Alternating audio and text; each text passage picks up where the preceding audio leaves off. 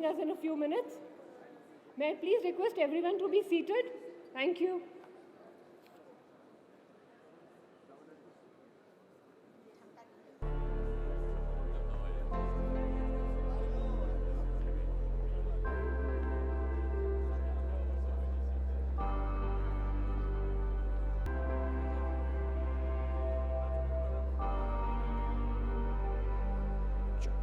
Check.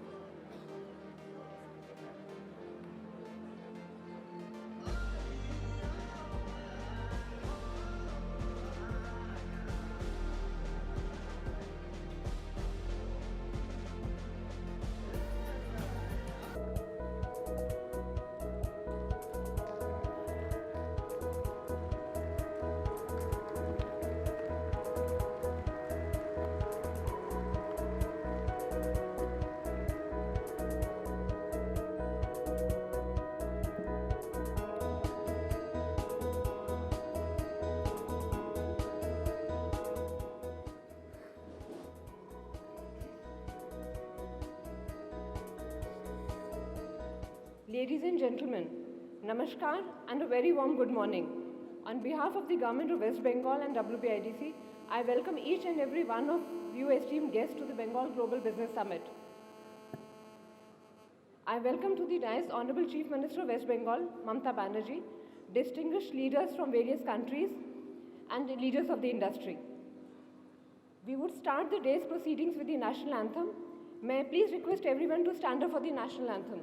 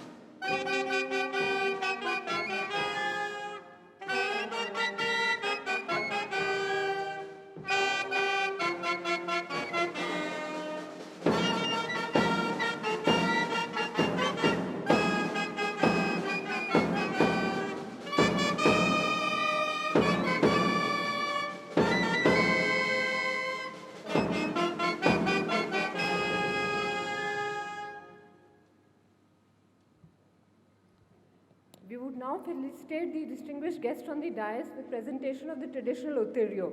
The Uttiryas are being presented by Honorable Minister Srimati Chandrama Banerjee, Dr. Shashi Panja, Ms. Mahua Mitra, Member of Legislative Assembly, Principal Secretaries Srimati Nandini Chakravarti and Srimati Roshni Sen, and Shri Shangamitra Ghosh, Secretary Government of West Bengal.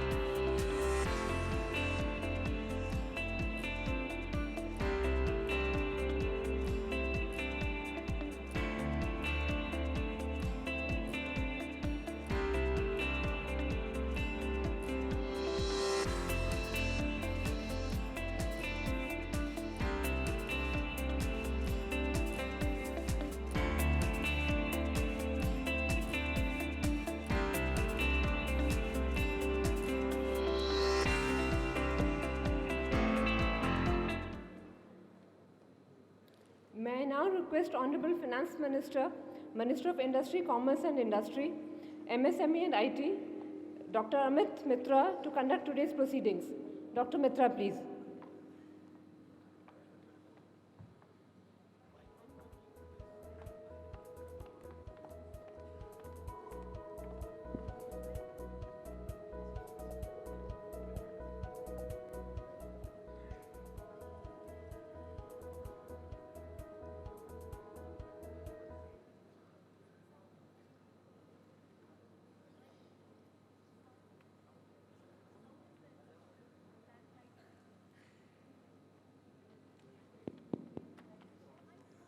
Well, friends, what an occasion indeed. We are so proud that we have with us our Honorable Chief Minister, always interested in what Bengal means business. In order to introduce you to this, may I request her to press a button and light the lamp. Please come. There you are. Please come quickly. We're all mindful of time. Taatari asho.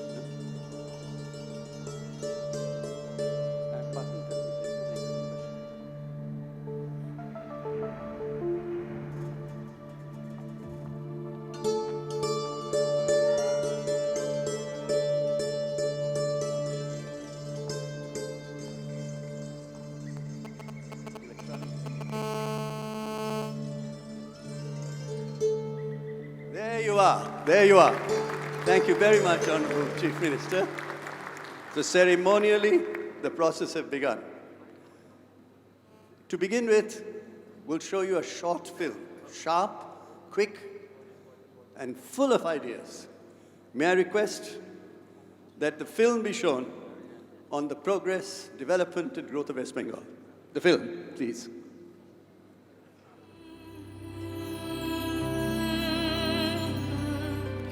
Ah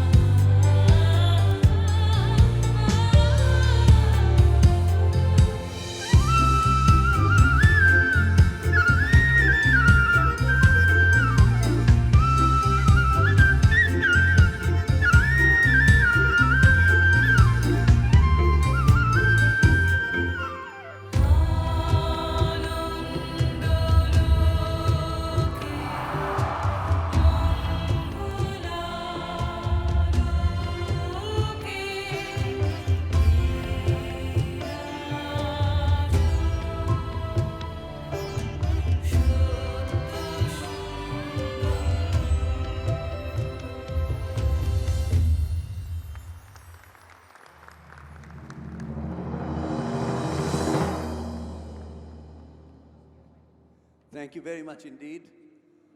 I must confess that Honorable Chief Minister also worked on this and helped us editing it. That's very nice, put her own touch, plus the professionals. So it's a real teamwork indeed.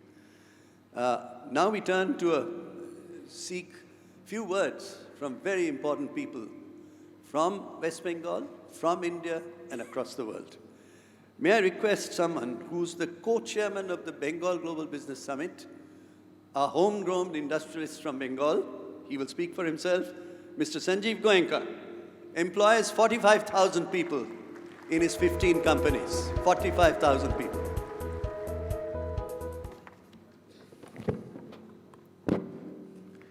Chief Minister of West Bengal, Honorable Mamata Banerjee, Finance Minister of West Bengal, Mr. Amit Mitra, ladies and gentlemen, let me add my own welcome to all of you,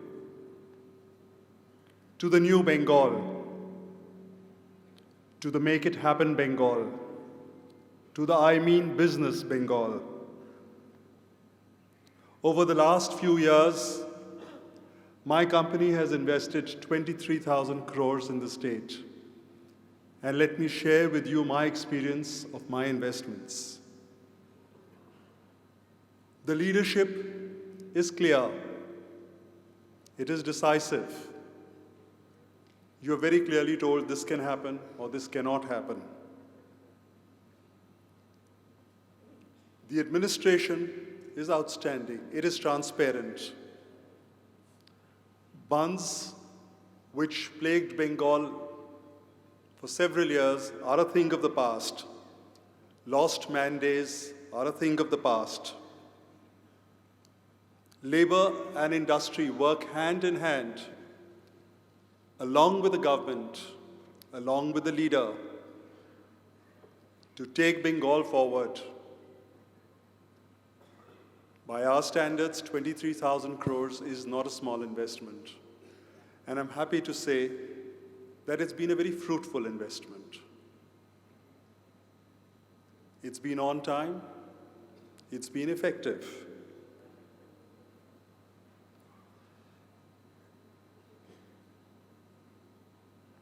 The leadership is clear.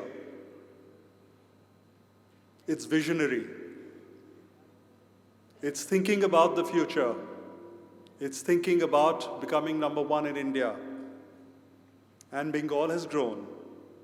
And it is not for nothing that the Honorable Chief Minister was voted as the number one Chief Minister of India by the India Today magazine. Ladies and gentlemen, Bengal is in business. Bengal means business. Come and invest in Bengal. Thank you.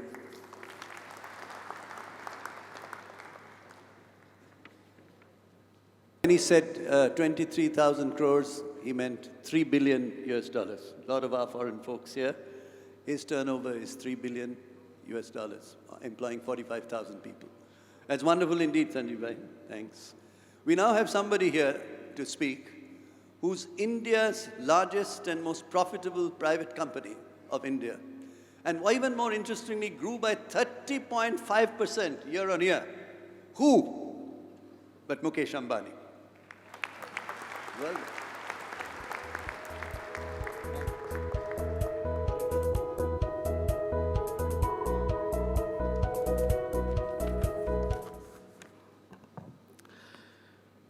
Most respected Honorable Chief Minister Mamata Banerjee ji, distinguished delegates, ladies and gentlemen, a very warm good morning to all of you. Joy Bangla, Joy Vishwa Bangla. I am happy to be back in Kolkata, truly the city of joy. It is now also the city of hope. Mamata Didi, what a remarkable transformation you have brought about in just 1 year. Both Bengal and its capital are not just leapfrogging, they are pole vaulting to new heights of progress. Bengal was the birthplace of India's Renaissance. It is now marching ahead to claim its rightful place in the nation's progress once again. Didi, I had mentioned in my speech at this summit last year that under your leadership, West Bengal is becoming Best Bengal. This is indeed coming true. My warmest congratulations to you and your leadership in taking Bengal to greater heights. Bengal's GDP has crossed 10 lakh crores. It was less than 4 lakh crores at the beginning of this decade when you took reins of this state in your able hands. The rate of growth of the state's GDP is 9.1%, which is higher than the national figure. West Bengal has gained a foothold in the group of the fastest growing states in India with an all-around turnaround under your leadership. Agriculture is booming and farmers' incomes are rising. This state accounts for the highest rise in credit flow to micro, small, and medium enterprise sector among all Indian states. This is good news for India for another important reason. Bengal's rise is leading to the rise of the whole of eastern India. West Bengal, along with the other eastern states, will contribute a quarter of India's GDP by 2035. This impressive turnaround is because of the Honorable Chief Minister's determined leadership and the dedication of her team of ministers and bureaucrats. My warm congratulations to all of them. Friends, I warmly welcome this transformation. This augurs well for India's inclusive and accelerated growth. In 2019, India is all set to become the world's 5th largest economy, overtaking the United Kingdom. We are ahead of all countries except the United States, China, Japan, and Germany. In about a decade, India will become the 3rd largest economy with a GDP of over 10 trillion US dollars, which is about 4 times the size of our economy today. In 2 decades, India will become the 2nd largest economy in the world. And if we all work hard, I am confident that India can even overtake China to become the world's #1 economic power by 2047, the year when we celebrate the centenary, 100 years of our independence. In this bright future, it should be our endeavor to ensure that no state, no region, no community, and no citizen of India lags behind.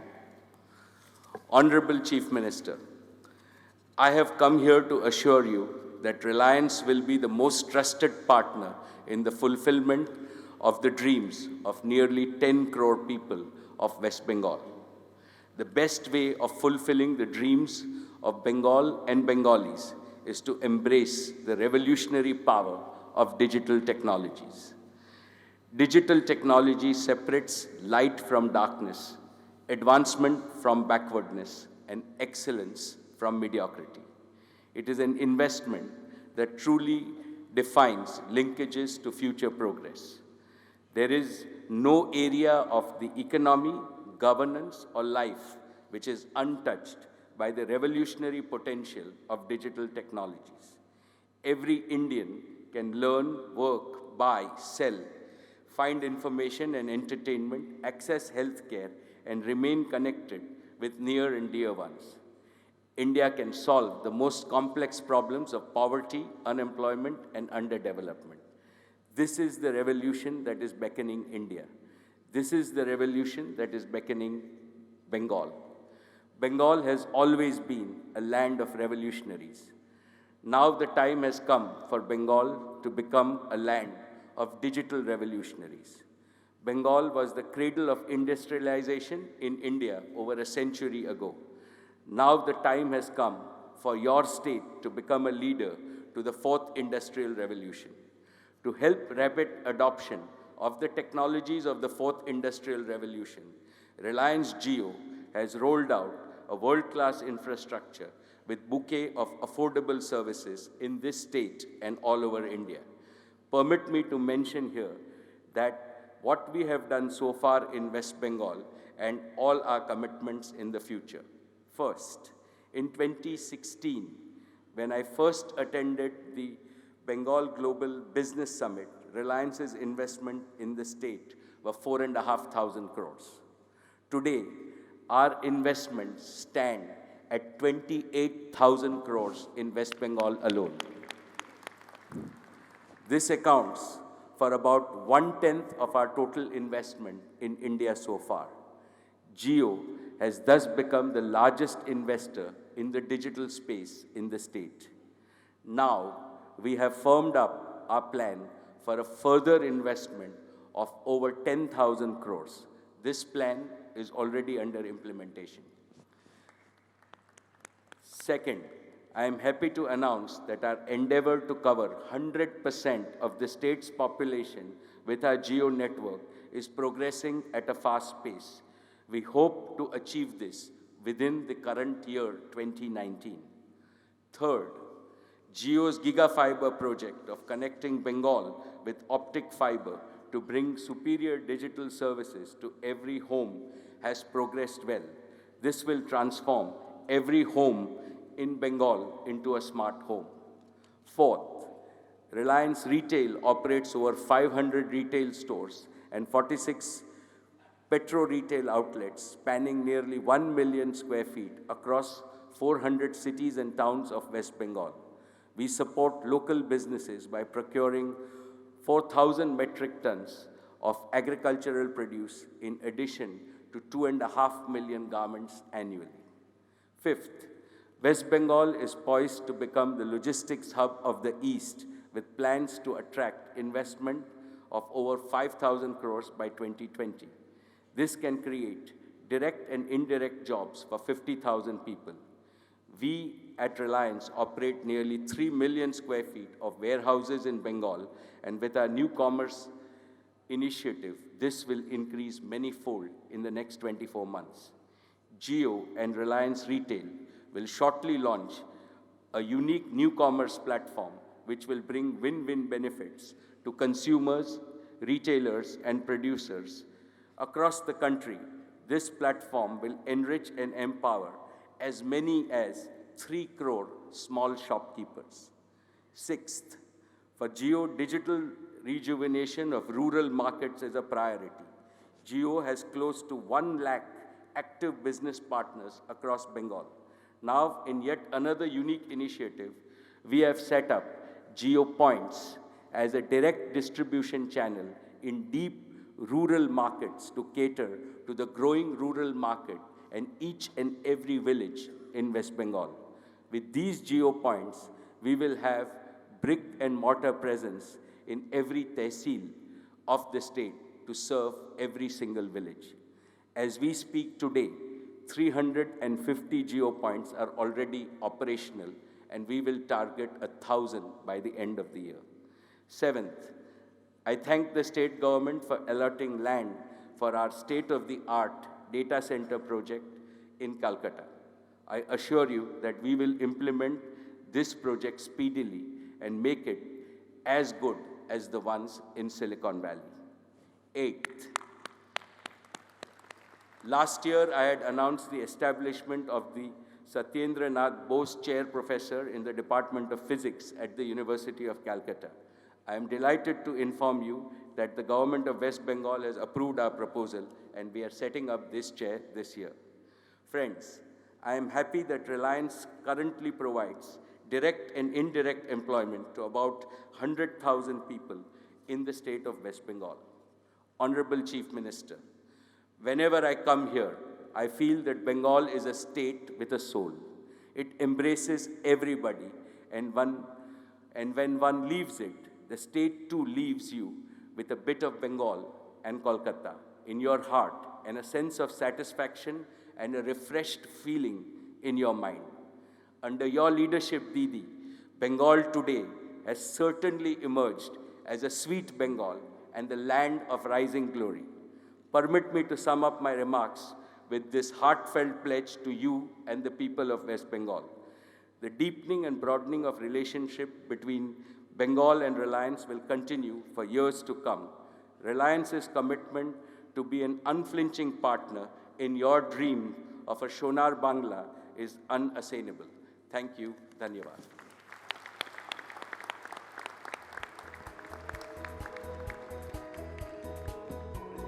Well, I think you may have noticed that what he said is he started with $1 billion US dollars and in these just few years has made it into $4 billion US dollars, 4 times. That's in the last 4 years. And of course, his 7-point commitments today stands out as a... Yes, in fact, as you know, he's not only the largest industrialist of India in the private sector, but among the world's largest industrialists who have attended and given us his guidance. Thank you very much indeed. Now we turn to the governor, or the chief minister, as we say, of Jeollando province of Korea. He's come all the way. Governor, it is your space today. He's come all the way, very good, strong delegation. Korea is going to be engaged with West Bengal through the governor, state to state. Honorable Chief Minister, Shrimati Mamata Banerjee, Honorable Minister Dr. Amit Mitra, and distinguished guests, Namaste. Let me first express my gratitude to Chief Minister Shrimati Mamata Banerjee for her kind invitation to the 5th Bengal Global Business Summit. Respected Chief Minister, your vision, your dynamism, your courage, your dedication to Bengal and by extension to India is very well known, not just in your state or your country, but indeed has also touched the heart of the Korean people. Ladies and gentlemen, please join me in acknowledging this outstanding leadership of Chief Minister Shrimati Mamata Banerjee.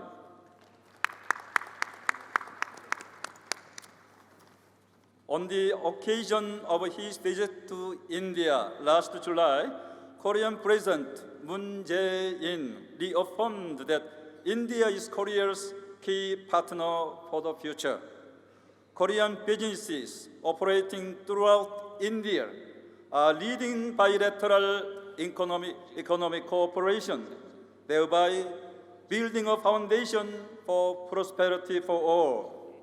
Located in the southwest corner of the Korean peninsula, Jeollanam-do faces the ocean with some 2,000 of beautiful islands and enjoys a time-honored history and splendid culture. My province also has highly developed industries of steel, petrochemical, and shipbuilding. I look forward to this summit, proving an opportunity to open a new horizon for economic cooperation between West Bengal and Jeollanam-do. Today, our two regions will establish friendly relations and sign 2 MOUs on economic cooperation, which will promote bilateral trade and investment. In addition, Jeollanam-do will expand economic cooperation with West Bengal in our traditional key industries, as well as our new high-tech growth industries, such as new energy and e-mobility. I came here with the Jeollanam-do business delegation for shipbuilding, chemical, agricultural machinery, and agri-food to hold a business meeting with you. And it is my heartfelt hope that in such effort we will seek to put into practice the love for humanity, as demonstrated by the spiritual life of Saint Teresa of Kolkata, her home until the time she left this world. Korean people have a deep love for Nobel laureate Tagore, the great Indian poet from Kolkata. His famous poem, The Lamp of the East, is a source of hope to Koreans who were struggling under the oppression of imperialism. In the golden age of Asia, Korea was one of its lamp bearers, and the lamp is waiting to be lighted once again for the illumination in the East.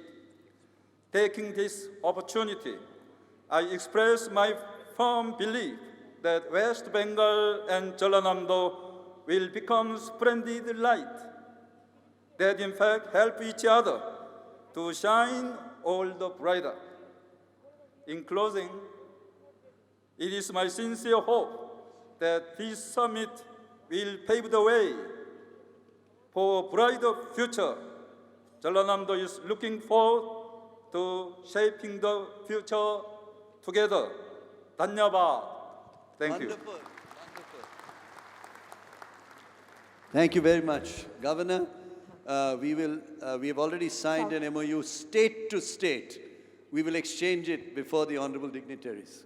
South Korea has been an active and consistent partner in the BGBS. A province-to-state MOU between Jordan and West Bengal has been signed and is now being exchanged between His Excellency Mr. Kim Yong-ruk, Governor, Jeollanam Province, and Dr. Amit Mitra, Minister of Finance, Industry, Commerce, Government of West Bengal, in the presence of Honorable Chief Minister, Srimati Mamata Banerjee.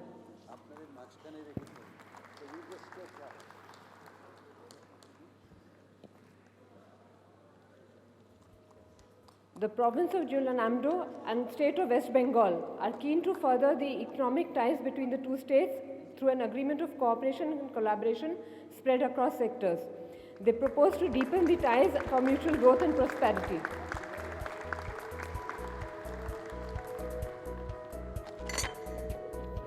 Well, friends, Mr. Ambani just told me that their entire geo network belongs to Honorable Governor of Korea. Their whole network is from Samsung. Your whole network of geo is from Samsung. So big buyer. Thank you very much indeed. I turn to someone who's India's largest private producer of steel, numerous industries, $13 billion conglomerate, and has invested in West Bengal again like Mr. Ambani. May I request Mr. Sajjan Jindal to make his very important statement indeed. Mr. Jindal, give him a big hand.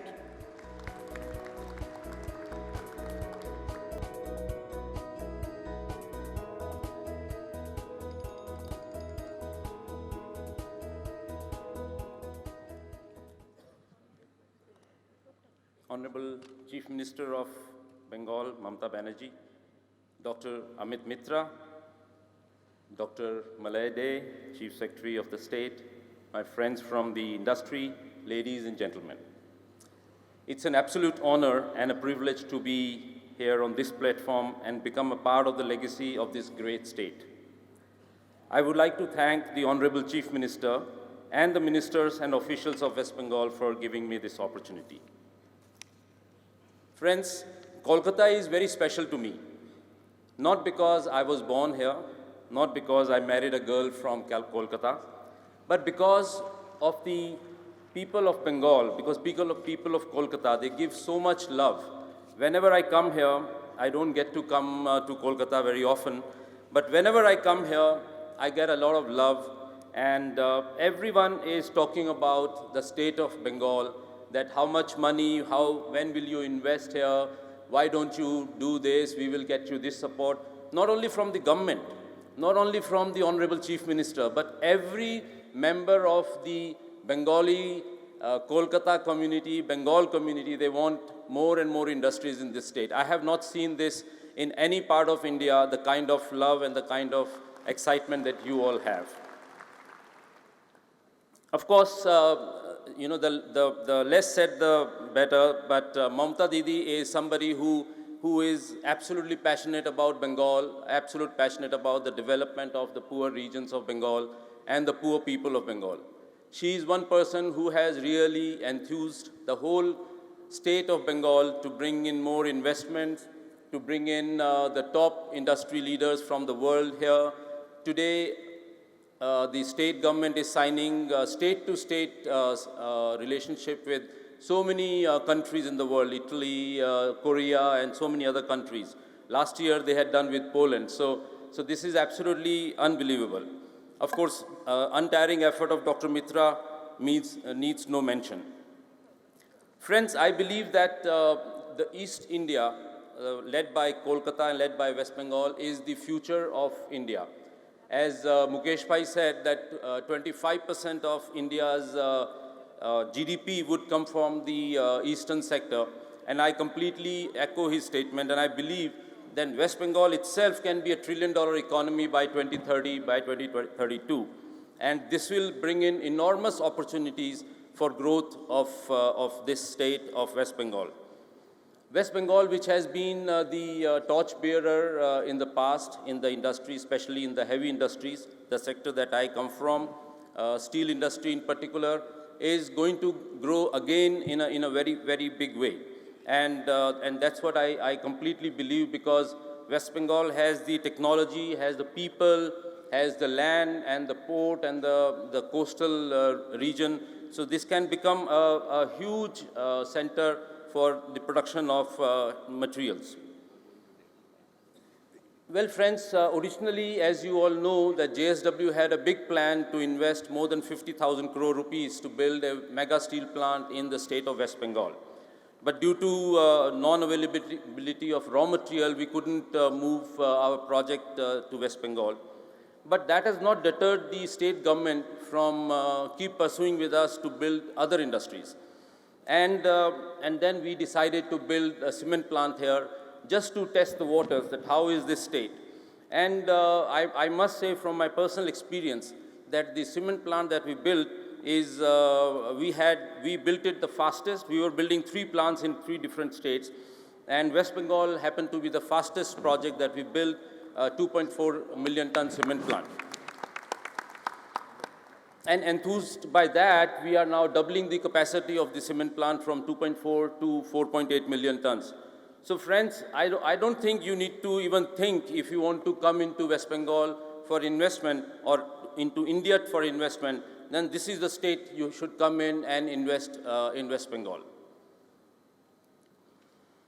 My wife Sangeeta is very passionate about Bengal, and she has taken up this project along with Honorable Chief Minister, her pet project of Kanya Shri. And there's a lot of work that our foundation is working with the state government of West Bengal, the skill school in Midnipur, as well as the hospital. There is a first time there's a PPP that a hospital built by the state government has been handed over to us. And now we are running it, and running it with the help of many doctors who have come back, many Bengali doctors who have come back from all over the world, and they are running this fantastic hospital in Midnipur. And this has given a huge fillip to that poor area of West Midnipur, and that is really, you can see the improvement that is happening in that area. Today, I want to take this opportunity to announce that Sangeeta is working on to build a museum, which the land which the government had given to us, to build a partition museum. There is no such museum, to my knowledge, which talks about the partition of West Bengal into 2 parts, which became Bangladesh and India. This is during the time of Pakistan, East Pakistan and West Bengal.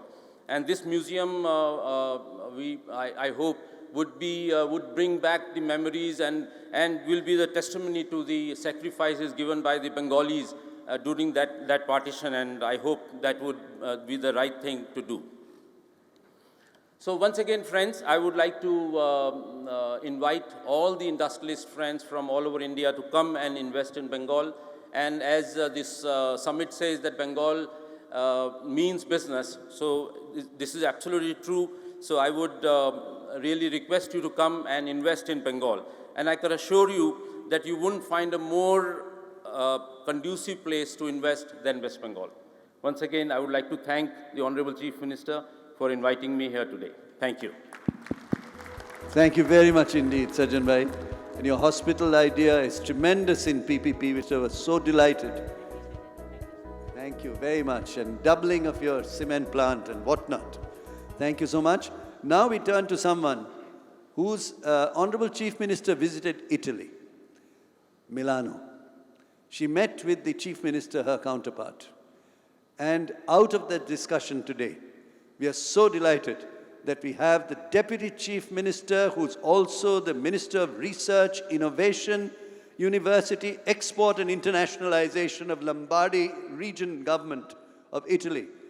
Mr. To improve the economical development. Please, allow me now to present some highlights about region Lombardy. Lombardy is the leading manufacturing region in Italy and stands out as one of the leading motors in the European area. It represents 1/5 of Italian GDP and 1/3 of national exports. It is in fact the driving force behind the Italian economy and industry and one of the most productive regions in Europe. It is home to more than 800,000 companies and 60,000 new businesses are registered at each year. We are engaged on challenges of Industry 4.0 or Industry of the Future, and we are working on very good policies for the transition to a new manufacturing and industrial model. In the Lombardy region, the manufacturing sector is traditionally very strong. It employs around 1 million people, 10% of our population, and it counts 100,000 fabrics. Lombardy is also one of the most specialized regions in the field of innovation and advanced high-tech products. The regional government has supported the creation of several technology clusters and boasts very strong industrial clusters in the areas of aerospace, agro-food production, green chemistry, smart mobility, energy, clean tech, pharmaceuticals and life sciences, smart factory, technology for the living environment, and smart communities. The Lombardy Energy Clean Tech clusters and the Lombardy cluster of mobility are a part of Lombardy delegation here in Kolkata and will actively take part in the session where they will share inputs and ideas for cooperation. In this regard, Lombardy, among the Italian regions, is one that invests the most in innovation and research. As a regional minister of Research, Innovation, University, Export and Internationalization, allow me to be very proud about that. The regional vocation for innovation is supported also by its highlight developed system of education and research. It counts 13 universities, hundreds of public and private research centers, 12 national research council institutes, 18 university hospitals, and 6 science and technology parks. Innovation and research are key elements to make a difference, to create growth and productivity in the business system. The Lombardy region is committed to promote a further cooperation between companies, university, and the public research institute. In this regard, we have just set the 3-year strategic plan for research, innovation, and technology transfer. The plan defines the trials and the strategic project we want to activate to respond to global challenges. The plan aims in particular at promoting technology transfer, the growth of human capital, and the development of new technologies. We are also focused on a very powerful strategy about the open innovation, which is crucial to develop relations of cooperation between the players of the economic system. In this regard, the Lombardy region is also at the forefront in innovative solutions, developing such artificial intelligence and blockchain, which represent a genuine way to make value from the digital data. We intend to facilitate the access to the public service with a simpler and a smoother process. It represents a big chance for both business and citizens. Matching manufacturing with innovation and research is the permanent challenge that our entrepreneurs have to face, and the region Lombardy wants to help them to win this challenge. I thank you again, and I wish you all a very fruitful meeting. Thank you.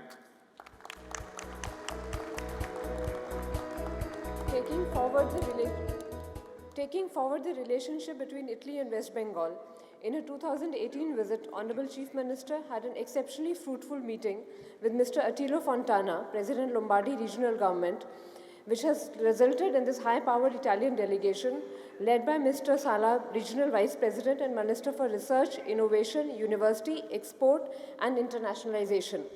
I call upon Mr. Fabriazo Sala and Dr. Amit Mitra, Honorable Minister, Commerce and Industry, Government of West Bengal, to come forward and exchange an MOU signed between the Lombardy Regional Government, Italy, and the State of West Bengal towards development of a mutually beneficial and friendly relationship in the gracious presence of Mamata Banerjee, Honorable Chief Minister of West Bengal.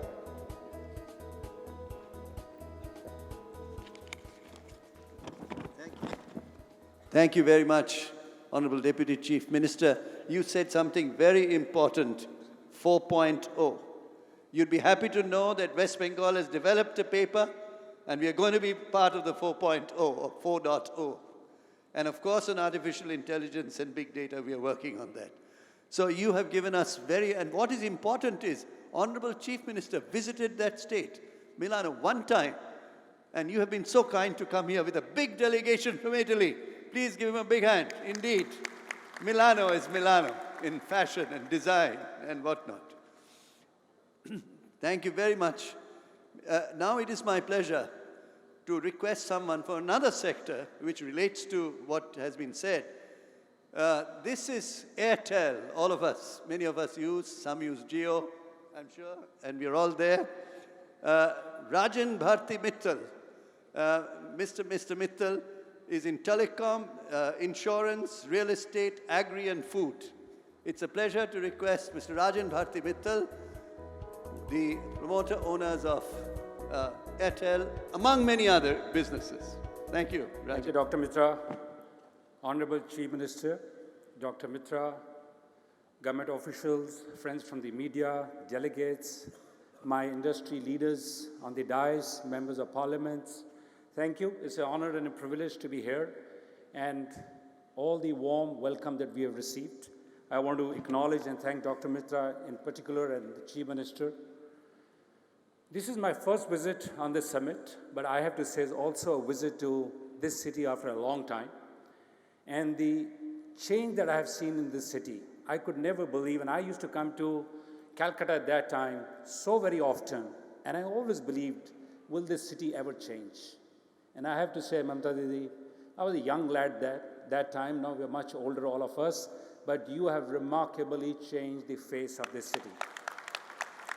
It is so vibrant, I can clearly see that this state is leading the resurgence in economic, in cultural, has always been at the forefront, but the kind of resurgence that we are seeing in the industrial revolution, in the GDP growth, in agriculture reforms, which are paying results, in education, healthcare, it is truly remarkable that this state is today really leading the GDP, which is far beyond the national GDP. I always urge my friends who come from outside India to say that if your board is not discussing investments in India, you can never be global. I can say that, Honorable Chief Minister, that the discussion also now leads to that West Bengal is the destination within India. It's very nostalgic for me to be here today. The first mobile call was made in 1995 from this city. The first 4G network was launched when Airtel launched it in this city. So there is a great deep connection that I have. And I can tell you the way the world is interconnected today, the new generation that wants data and connectivity, this whole concept is changing. And I have to say that we will play our part. My friend Mukesh is here. He's playing a part. We are co-creating this digital network, digital data network in this city, in this state, in this country. And we believe that it is extremely important that India must emerge as the best destination around the globe for digital connectivity, for which we will play our part. Over the years, Airtel has invested about 20,000 crores. We employ directly and indirectly about 100,000 people. And what is very heartening for me to really hear today, another friend of mine, Sajjan, saying that there's going to be a museum for partition and the generations have not gone through. It's a great initiative. We already have one in Punjab, which speaks about that side of the partition. Sangeeta is more than welcome to come and visit that. But I'm glad not only the economic, but also the social, cultural inputs by the corporate sector is being done. Sajjan, thank you for doing that for this state. I can tell you and I can endorse that when they say Bengal means business, it truly is a state which is ready for business with very decisive leadership, a leadership which listens, leadership which is open-minded, which is welcoming the investors. Not only Bengal is ready for business, but the Chief Minister is ready for business. Thank you for having me out. Thank you very much, Rajan. 100,000 people you employ directly and indirectly. 20,000 crores, $3 billion investment in the state of West Bengal. Wonderful indeed. The first call made from this city. Well, now we turn to someone who's a professor, PhD, a very, very interesting person indeed. An Honorable Chief Minister visited Germany, as you know. And out of that visit resulted the arrival of North Rhine-Westphalia, 22% of German GDP, Professor Dr. Andreas Spickwart, who heads a big German delegation from Düsseldorf, the great city of the great state of North Rhine-Westphalia. Please give him a big hand. He's a minister from the state for research, innovation, he's a whole lot of economic affairs, digitization, and energy. Thank you, sir.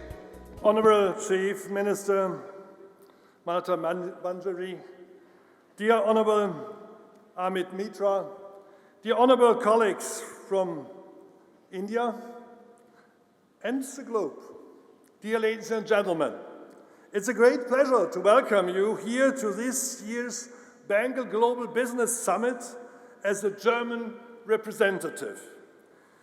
We are facing the challenges of at least three megatrends: the globalization, the digitization, and neo-ecology.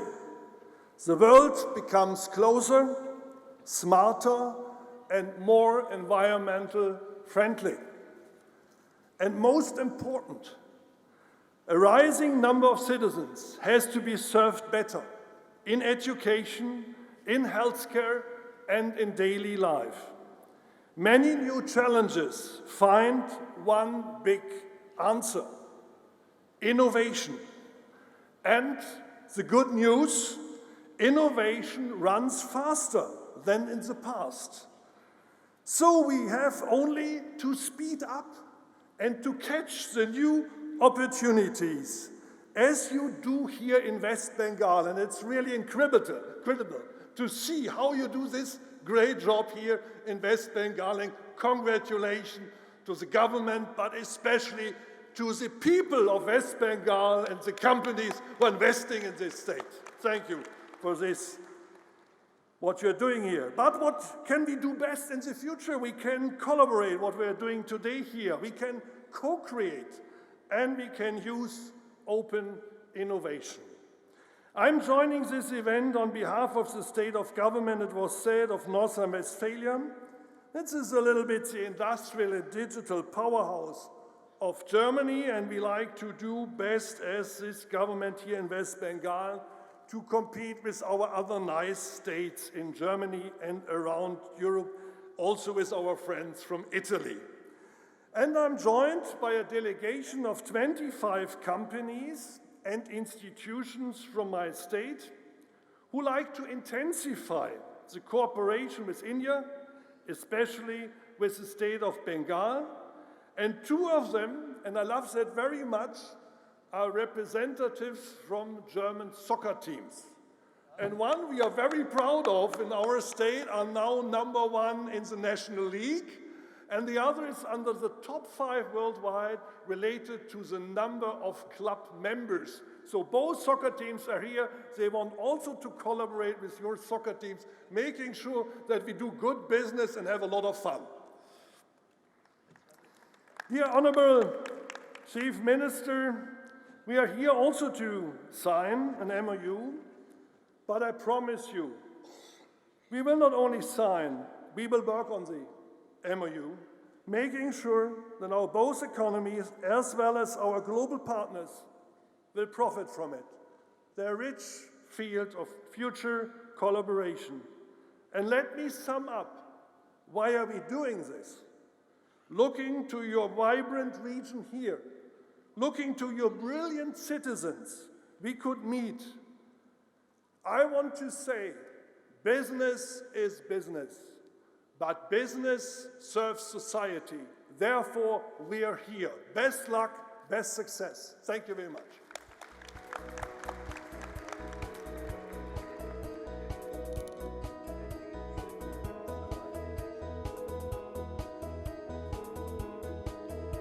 A high-powered official and business delegation, Honorable Chief Minister of West Bengal, visited Germany in 2016 and September 2018. This engagement of nearly 3 years has today culminated in an agreement on cooperation and development of friendly relations between the state of North Rhine-Westphalia, Germany and West Bengal. I call upon the Honorable Ministers, Professor Pinkwart and Dr. Amit Mitra, to come forward and exchange the MOU of bilateral cooperation in the presence of Honorable Chief Minister Mamata Banerjee. I may take a moment to inform the House, a similar agreement was signed with Upper Silesia of Poland last year, which has opened new doors of cooperation between the two regions. Thank you very much indeed.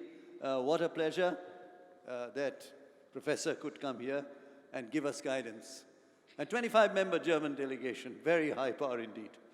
Let me now turn to someone who again is deeply involved in this state, Niranjan Hiranandani, premium real estate person, but you'll hear from him how they've got involved in the hydrocarbon sector. Niranjan bhai, the floor is yours. Give him a big hand. He's come from Mumbai, very big name indeed.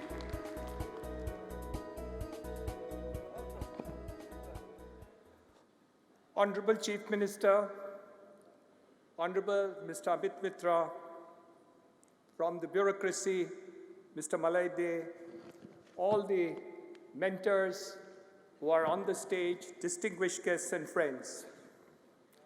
The people of Bengal are very lucky. They are lucky and fortunate to have a chief minister who is loving, who is daring, who is a visionary and has multiple qualities to take the state forward. My guru and mentor, Mr. Mukesh Ambani, has stolen my words. When he says and gives the direction of how West Bengal is going to move forward, and in the next couple of decades, the back part of which this chief minister has achieved is going to be left behind because she is going to be the best of all. So I wish the chief minister and the state the very best. However, I have a difference with Mr. Mukesh Ambani because I want to say she is not simply the best. She is what we say in Hindi, super se upar. So she really has a thing which is absolutely simple. Mr. Sajan Jindal equally put this across. He gives his support to my son for the purposes of the gas in West Bengal, and I shared this view of yours as to how West Bengal is going to take this whole thing forward. I also want to tell you and share with you, my friends, that my son, a very disobedient boy, now a man, came to West Bengal against my wishes. Last time I shared these thoughts with you, and I said, you know, it was to actually say nice things about this government because we needed the support.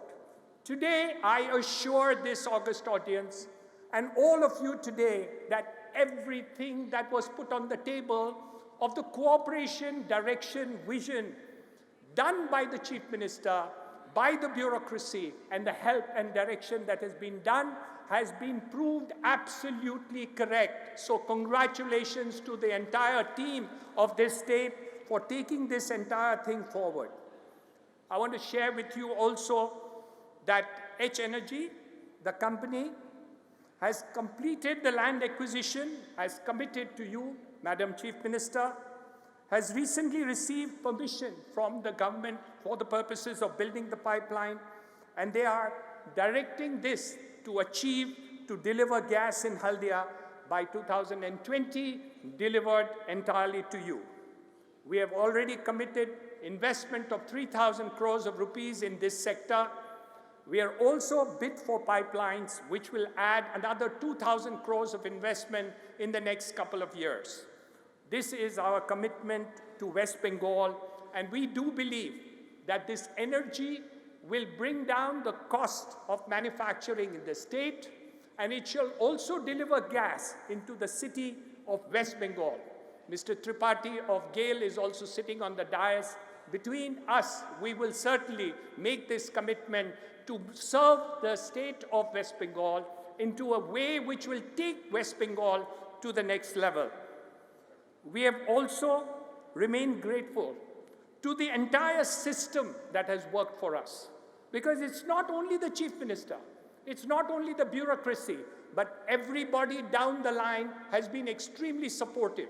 So when Mr. Jindal and Mr. Ambani mentions to you that, yes, things are good, I assure you that our company's experience at the grassroots level has been equally positive. And hence, when we say, please come to West Bengal, we say it not because somebody has been nice to us, good to us in this position and put us on a platform, but actually down the line, the things have been excellent. And I congratulate the entire system that has been created to make a friendly Bengal. And I think this is extremely important. I must also state that there is a vision which the Chief Minister has brought about. A vision which brings about energy and gas into Bengal. That is why I mentioned about GAIL. The association with GAIL and us to bring gas into this state will be a differentiator. And once the multiple sources of gas come into this state, the whole direction and a great market will be created, which will not only be for Bengal, but it shall be for the entire Northeast, and it shall also be connectivity to Bangladesh. So all these associations will certainly make a difference in the work that we are doing. Madam Chief Minister, in Maharashtra, we do a lot of education work and also work on skill development. As soon as our operationals take place, we promise you a little bit, not as big as Mukesh Ambani and Jindal, but certainly we'll make an effort to see that skill development in the state is definitely taken up. We're already doing it in Maharashtra.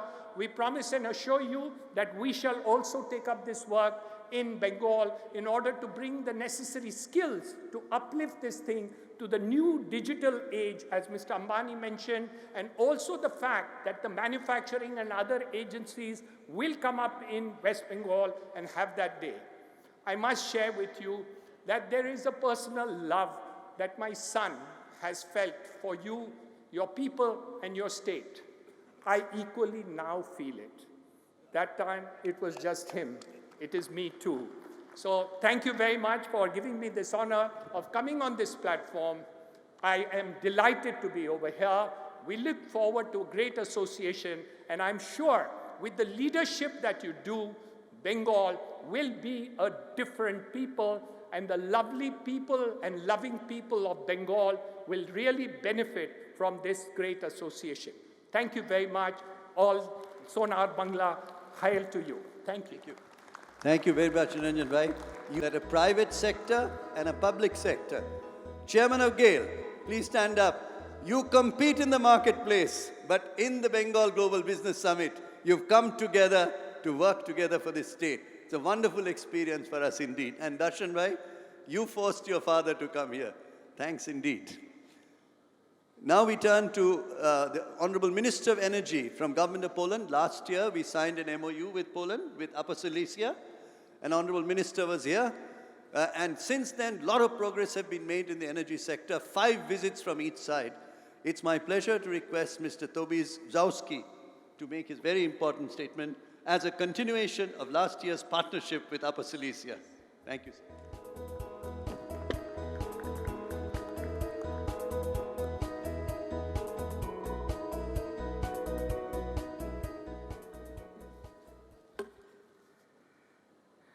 Honorable Chief Minister, the ministers, the Governor of West Bengal, distinguished guests. At the very beginning, I would like to thank for the invitation to such important event as the Bengal Global Business Summit. Last year, I participated together with Minister Magierowski in the Bengal Global Business Summit. And this year, the government of Poland is also represented during this conference. We can thus speak here of a new tradition which proves Polish interest in strict cooperation with India. This year's summit is attended by the government delegation and delegation from Silesia region. The participation in the summit by the representatives of the authorities from the Silesia region, from the largest mining institute in Poland, and from the leading chamber of commerce underscore the interest shown in Poland for the development and the economic relation with West Bengal. We are here not only to share our experience in mining industry, power engineering and metallurgical industry, but also to get to know the global experience in this regard. Hardcore mining sector in Poland has undergone many changes since the end of year 2015. We have taken action towards creation of intelligent mines and understood as a number of innovative technical solutions aimed at increasing of mining efficiency while ensuring security of miners and minimizing the negative impact of the natural environment. Development of the mining sector consists of increased digitalization and automation. The use of innovation solutions enable us to enhance the safety, to monitor the operation and to plan the production process. Poland attaches a great deal of importance to the renewable resources and energy. This includes the wind energy from land and sea, increased production of biofuels and use of solar energy. Renewable sources of energy will be developed along with the traditional forms of producing energy, which in Poland consist mainly in hard coal and lignite. This policy was present in the document prepared by the Ministry of Energy under the title of Polish Energy Policy until 2040. Development of the mining sector, companies, innovation, protection of environment, and broadly understood safely. Coal production and safety, our miners are foundations of our mining. Polish companies deploying solutions to enhance miner safety that are unparalleled on global scale. We are building a modern and homogeneous communication system and top-notch employee monitoring system based on fiber optic network and wireless communication system in underground mines. We want to intensify application of chemistry to mining. The natural space for gas of coal is the chemical industry, where synthesis gas from coal, gasification processes can be used as a substitute for natural gas from imports. Methane is also perceived as potential fuel obtained in the process of coal mining. One of the leading Polish companies plans to become entirely independent in terms of energy through installation of methane engines. One of most important documents created in Ministry of Energy in Directions for Development of Energy Innovations. Its aim is stimulate innovation and direct actions towards key and the most productive areas while increasing domestic, technological, and industrial potential. Main goals of directions for development of energy innovations to increase competitiveness of energy enterprises, to improve energy security, and to maximize the benefits for the Polish economy resulting from changes taking place in the energy sector. These are just a few examples of our areas of interest.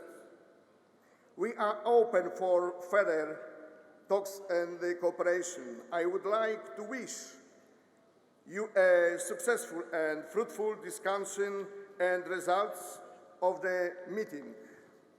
Thank you for your attention and hope to see you in Poland in the region of Silesia, which has just signed cooperation agreement with the state of West Bengal.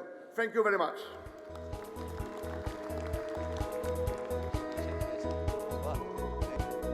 Thank you much. Thank you very much indeed, Honorable Energy Minister. You have a wonderful delegation here as well. Now to follow up on your energy, we have somebody speaking for a few minutes who will give us a huge energy break. May I request Mr. Y.K. Modi, coal bed methane. Let's tell us something about that. The Polish minister just spoke of energy. Thank you.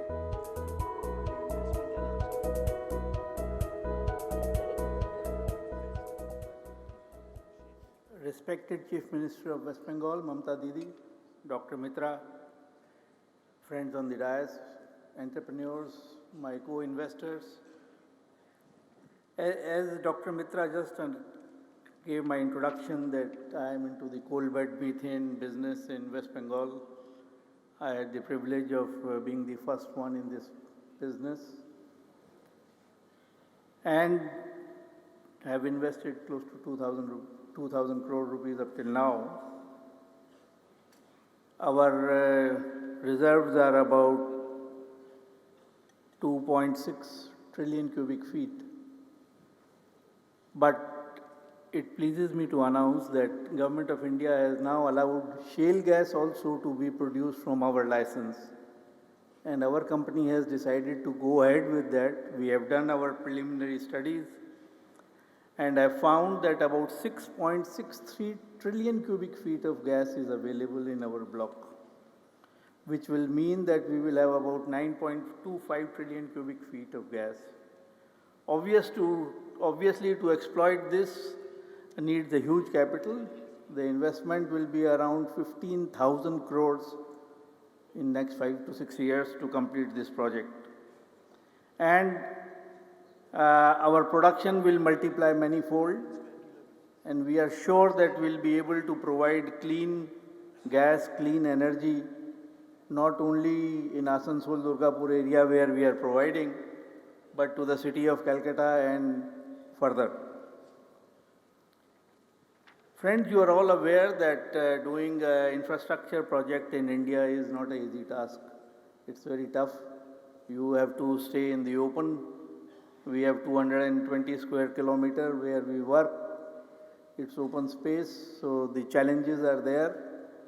But I am pleased to tell you that every day the challenges are reducing for us.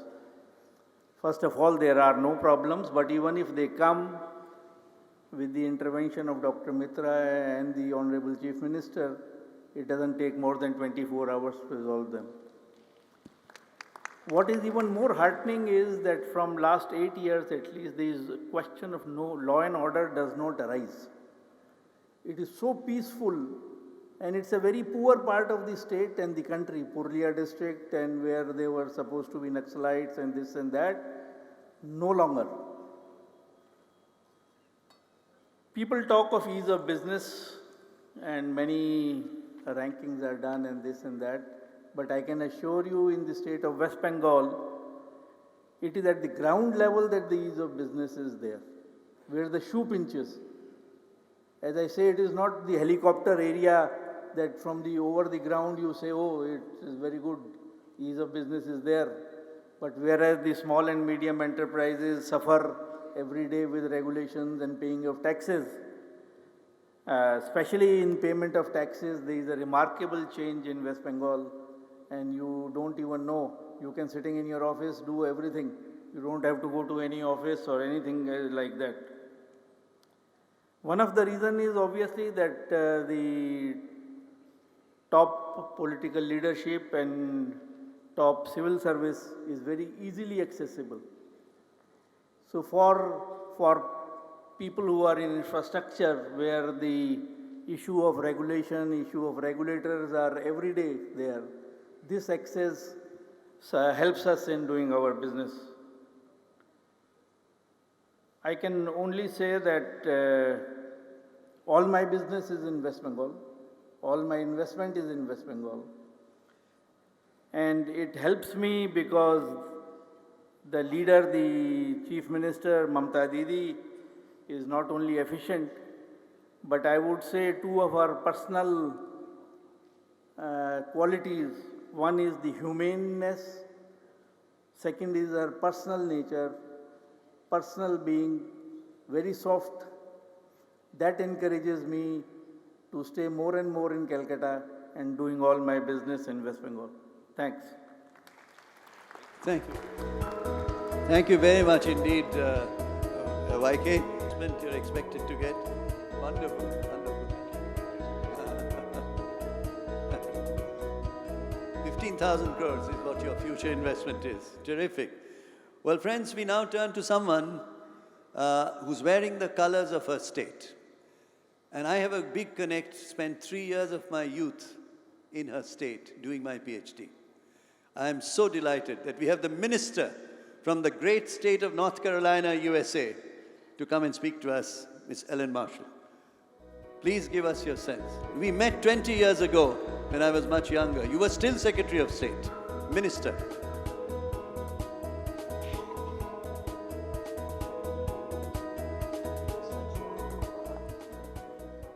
Chief Minister Banerjee, Finance Minister Amit Mitra, platform guests, and delegates all. Good afternoon, and greetings from the great state of North Carolina.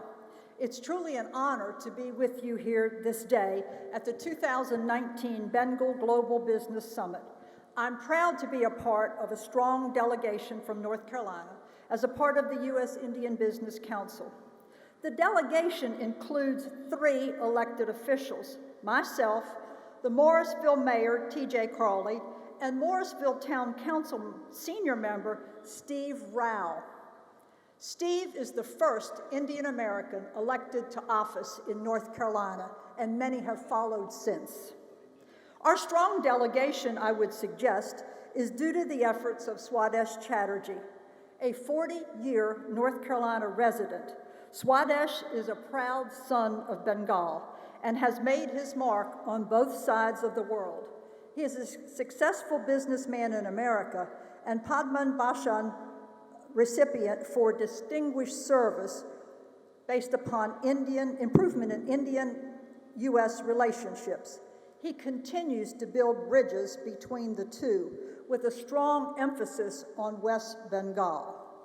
On my flight here from the United States, I could not help but think how far we have come in the past 115 years and what an impact my state, North Carolina, has made on the world. You see, we've been a hotbed of innovation for over a century. Aviation started on the sand dunes of North Carolina coast when the Wright brothers flew the very first manned plane. As the invention of airplanes have connected the world, North Carolina and West Bengal are now more connected than ever. We welcome students, business opportunities, tourists, and more. That entrepreneurial leap enabled the world to take off. It made us closer together with our world neighbors and helped make global commerce interconnected. Speaking of innovation, we can't forget that Pepsi-Cola was born in North Carolina 125 years ago.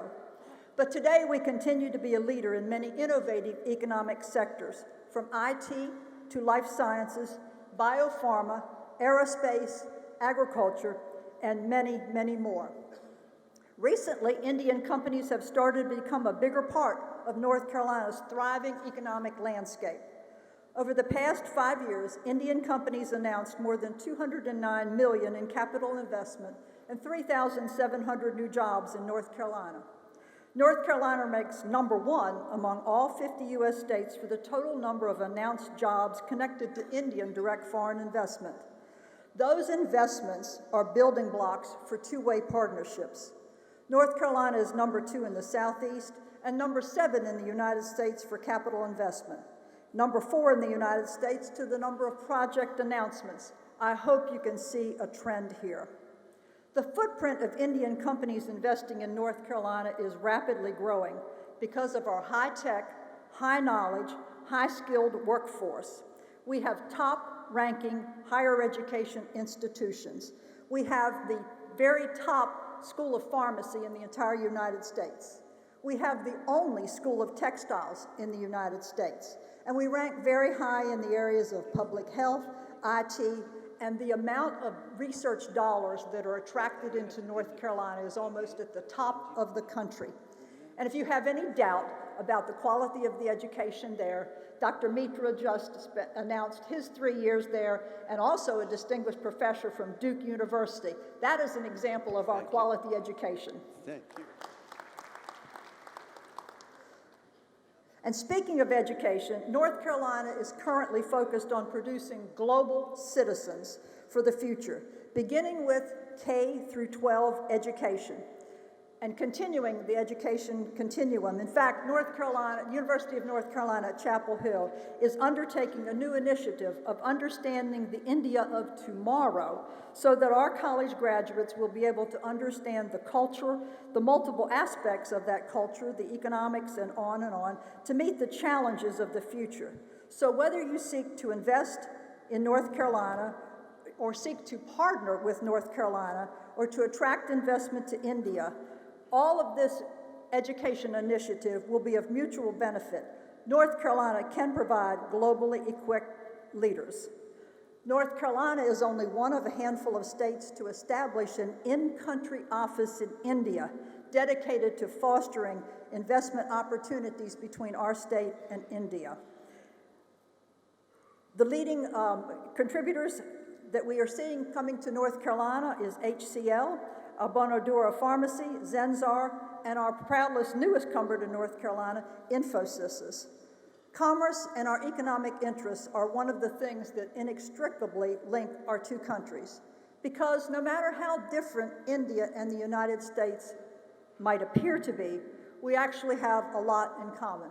It's called democracy, and it comes from wanting to be free and independent people. We want every opportunity to be successful in business and in life.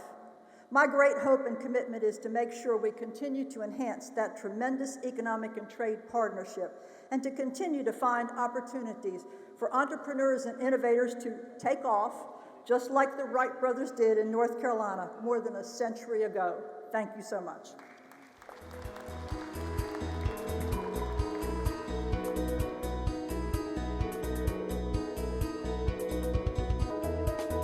Thank you so much, Honorable Minister. I have only two quick things to say. One, you have the world's largest number of PhDs in the Research Triangle Park, in all the areas you talked about. Therefore, next time the Bengal Business Summit is held, we hope North Carolina, like you saw today, will become a partner state with the United States and West Bengal. We hope you will take that flag forward. Thank you very much. It's my pleasure now to request Managing Director ITC, the man who runs ITC, one of the elephants in the room, Mr. Sanjeev Puri, and his head office is in Kolkata. Mr. Sanjeev Puri, what a pleasure. You tell us your turnover, your employment, and people will be amazed. Thank you. Thank you. Thank you, Dr. Mitra. Honorable Chief Minister, Honorable Finance Minister, dignitaries on and off the dais, ladies and gentlemen. It's indeed a privilege to be here again at the BGBIS. And for those of you who have been here earlier, will notice the palpable energy and the unparalleled confidence that Bengal exudes today. And this is so for the right reasons. Bengal's performance across all the socio-economic indicators has been truly exemplary, the highest as far as the GDSP is concerned. And it is most appropriate that the West Bengal website proudly says, Egiye Bangla, or Bengal leads. May I make a humble suggestion that it may be befitting to say, Bangla egiye ache, egiye thapke. So Bengal leads and will continue to lead. Honorable Chief Minister, may I take this opportunity to congratulate you for ushering in a new trajectory of socio-economic growth in the state of West Bengal, which is benefiting even the weakest sections of society. And the impact of that is truly visible today. At ITC, and ITC is proud that Calcutta and West Bengal has been home to us for over 100 years. All of us in ITC are indeed deeply inspired by your vision, your boundless energy, and deep commitment to the people of the state. We have a large and growing footprint across all the three sectors of the economy: agriculture, manufacturing, and services in West Bengal. In an earlier edition of this summit, ITC had announced an investment of 4,000 crores across various sectors. And I'm happy to say that in a short span of time, these investments are a reality on ground. And the proof of the pudding, they say, is in eating it. And I think the fact that these investments have fructified in a short span of time is a testimony to the ease of doing business in Bengal. And one of my fellow speakers very rightly said, it's not just the helicopter view. On the ground, you can experience it. Thank you, Honorable Chief Minister, and the entire team for the continued support and guidance to us that has enabled us to make the investments up and running so fast. We have two state-of-the-art mega food processing facilities, one in Uluberia and the other one in Panchla, fully operational, running at high capacity in a very short span of time. In ITC, it is our firm belief that the role of business is not merely to create economic capital, but also to create social and environmental capital. And food processing, which lies at the intersection of agriculture and manufacturing, has tremendous economic multipliers, creating a lot of efficiencies in the agri-value chain and helping improve farm incomes. This sector provides a tremendous opportunity for us to do so.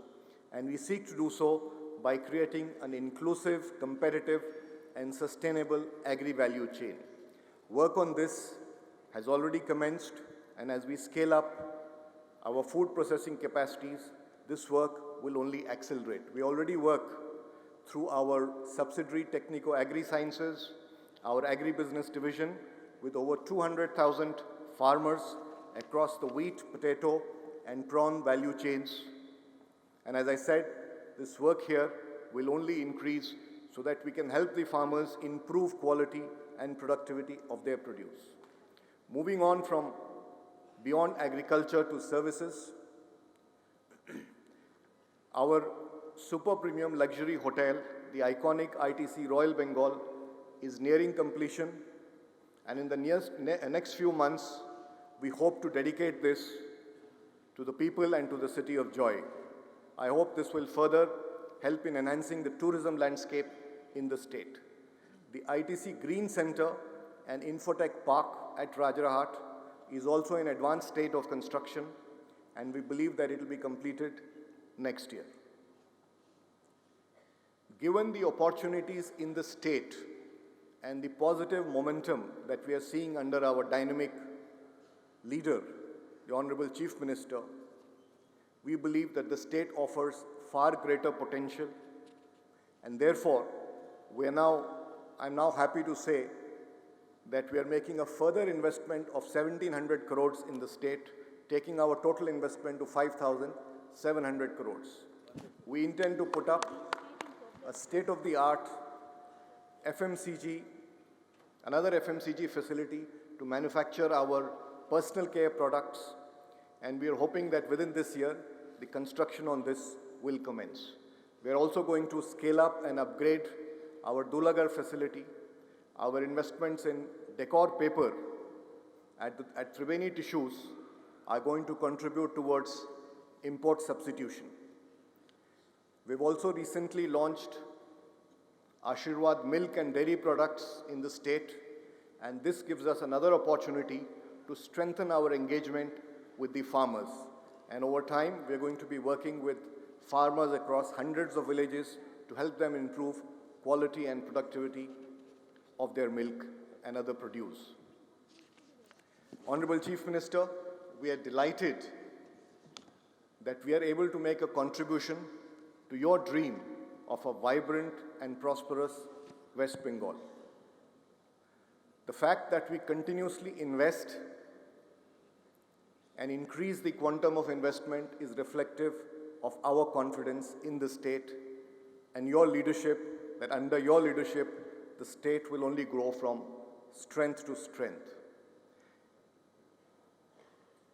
To the investor-friendly climate in West Bengal and the very accessible administration, if we add the natural advantages of West Bengal, access to a large captive and growing market, access to proximal markets within and outside the country, availability of skilled manpower, I think the proposition for investing in West Bengal is truly compelling. And that is why we are continuing to grow. And once we complete this investment, we will actually have 6 large state-of-the-art manufacturing facilities in the state of West Bengal. Honorable Chief Minister, may I express my sincere gratitude to you and your team for the continued support that ITC has received over time in all our endeavors. Thank you very much. Thank you very much, Sanjeevji. ITC has, as you said, probably missed a turnover of 56,000 crores, huge $8 billion company. We are very happy that you've made huge number of plants. I would like to announce 2 things before the Honorable Chief Minister gives a concluding address. One is the Kulpi Port. We are very happy that the DP World is here. Unfortunately, the chairman couldn't come here. You're here. I would request the DP World person, there you are. You have agreed to proceed with the Kulpi Port, am I right? And 3,000 crores approximate investment is what we assess. So Kulpi Port is on. Give him a big hand. He's come from UAE, and it's wonderful that your chairman is... Yeah, why don't you come and announce in 1 second? That will be very nice. People will hear it from the horse's mouth. It's a riverine, it's a very major development of a port, which DP World has 74% equity, and now they have decided that they will proceed. Yeah.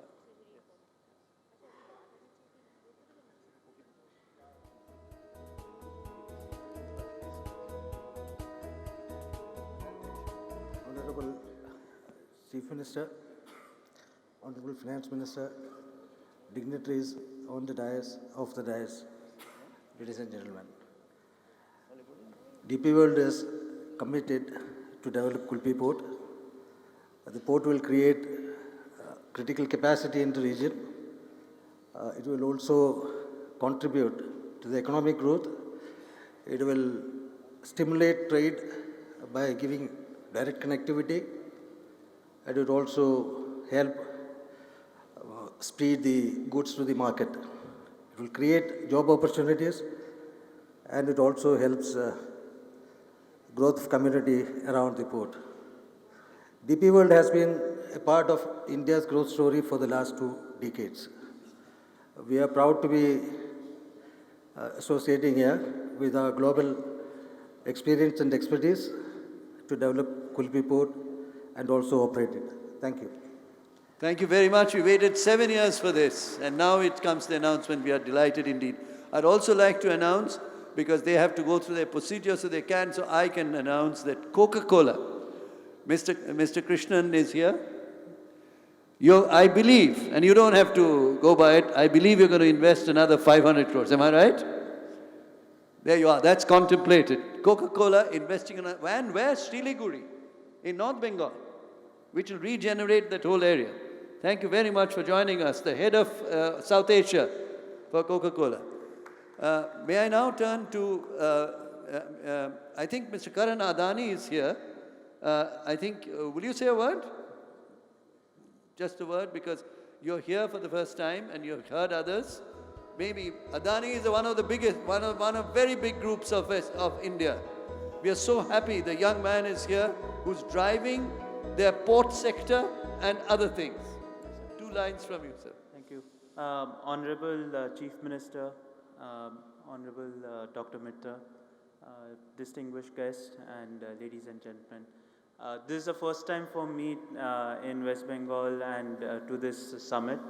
And West Bengal has always been on our radar in terms of our expansion for our ports. And we look forward to the support from what we hear from all the dignitaries on the dais. There's a huge amount of support, and we look forward to the similar support from the government to set up a world-class port as well as a logistics park in the state, which will help in terms of driving the economic growth, not just for the state, but also within the region and to the neighboring countries. Thank you so much for inviting me to this vibrant summit. Thank you. Delighted that you could join us, and you head the port activity of your business and logistics as well. Now we will request you to, in the next Bengal Business Summit, to hear from you on some big investments in the state. That would be wonderful indeed. Well, we now, the 2 speakers we have still, Purnendu Chatterjee, United States, has a huge institution here. I'll request Dr. Purnendu Chatterjee, your success story, and I think at the end, some commitment you made. Let us see where it is.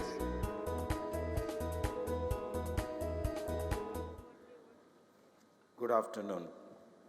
Honorable Chief Minister Mamata Didi, Finance Minister Amit, dignitaries on the dais, friends. It gives me a great pleasure to be here with you. And I wouldn't be here if the leadership of the state was not clear, pragmatic, and solved some of the problems that needs to be solved in making industry move forward. So thank you for making all that happen. Good thing about being one but the last is almost everything that needs to be said has already been said. So I cannot repeat, my entire speech has been given, and Niranjan Bhai has already talked about. So let me do a couple of things and see whether I can help move the needle from those who are thinking of investing to actually investing.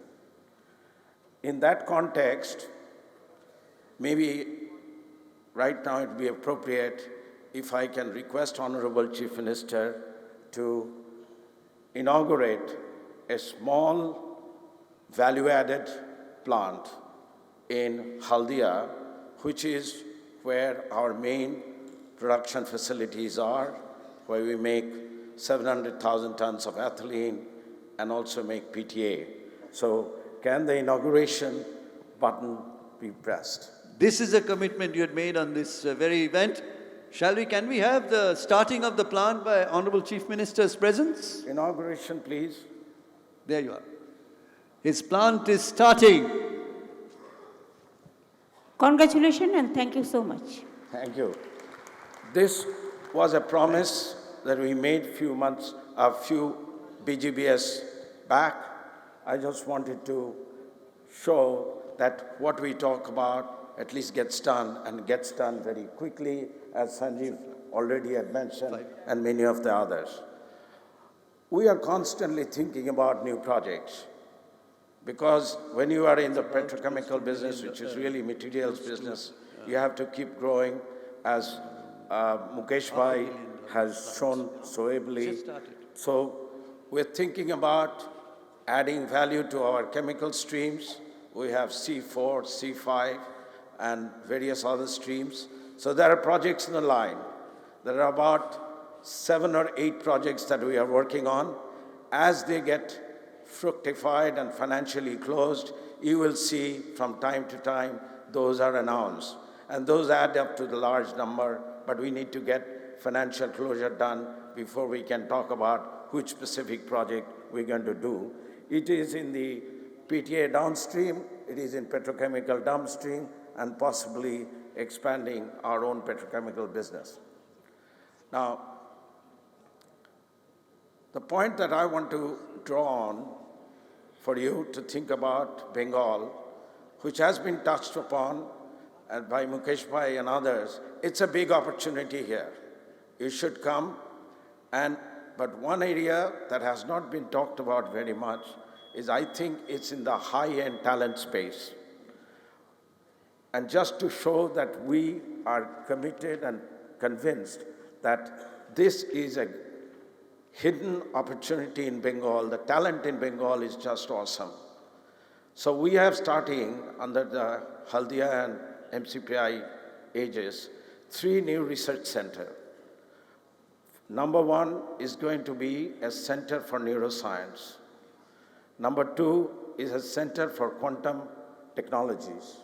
And number 3 is an Institute for Advanced Intelligence, where AI and blockchain will be done. These 3 centers will be operational, the building is there, within the next 12 months. These will actually collaborate with other centers in the world so that we can create the most productive research center in the world in Bengal. I also want to point out, this morning I had the fortune to meet the UNC Chapel Hill, and during the discussion we explored many ideas of collaboration. And one thing that struck me, and maybe you want to think about it, Bengal is one place which has the maximum amount of, or the history of, multicultural, multi-religion harmony. And in this context, we proposed the Chapel Hill's Humanities Department with History and Religious Studies. The Professor Carl is here, is what kind of research that we need to do in the increasingly divisive world. Why is Bengal such a source of harmony in the multicultural space? Now, the various members that have come from Lombardy, from Düsseldorf, we talked about research collaboration. We are open to collaborate. We are one entity here if you are thinking of doing high-end research in any area, we will be either be a Sherpa or will be an active collaborator. So connect with us. We will want you to come and at least start with research and see how to compete and stay competitive in the global world. With that, I hope I can convince some of you to start research here, including from Mukesh Bhai, Sajjan Bhai, and all the other Indian industries that are here. Let's do research in Bengal. And the village talent, we have incredible talent. They're not just farmers in the village. The students from the village are great in biology, in mathematics. You go to Bangalore, you go to TIFR, you will see all of them there working. So please start with high-end research in Bengal, in addition to just doing business. Thank you very much. Thank you very much, Dr. Chatterjee. No wonder you did your PhD. Now we know why that continuous bug for research that you have put together. Well, friends, we'll have two quick interventions, and then we'll, of course, are waiting for the most important statement today from the Honorable Chief Minister. Very important is that the summit partner is the Federation of Indian Chambers of Commerce and Industry. The sitting president of FICCI is here, who also has a very fundamental area of business, 3,000 crores turnover. I take great pleasure requesting you just a few words. Sandeep Somani, Vice Chairman, Managing Director, HSIL, and President of FICCI today. Counterpart of Confindustria, counterpart of all the major chambers in the world.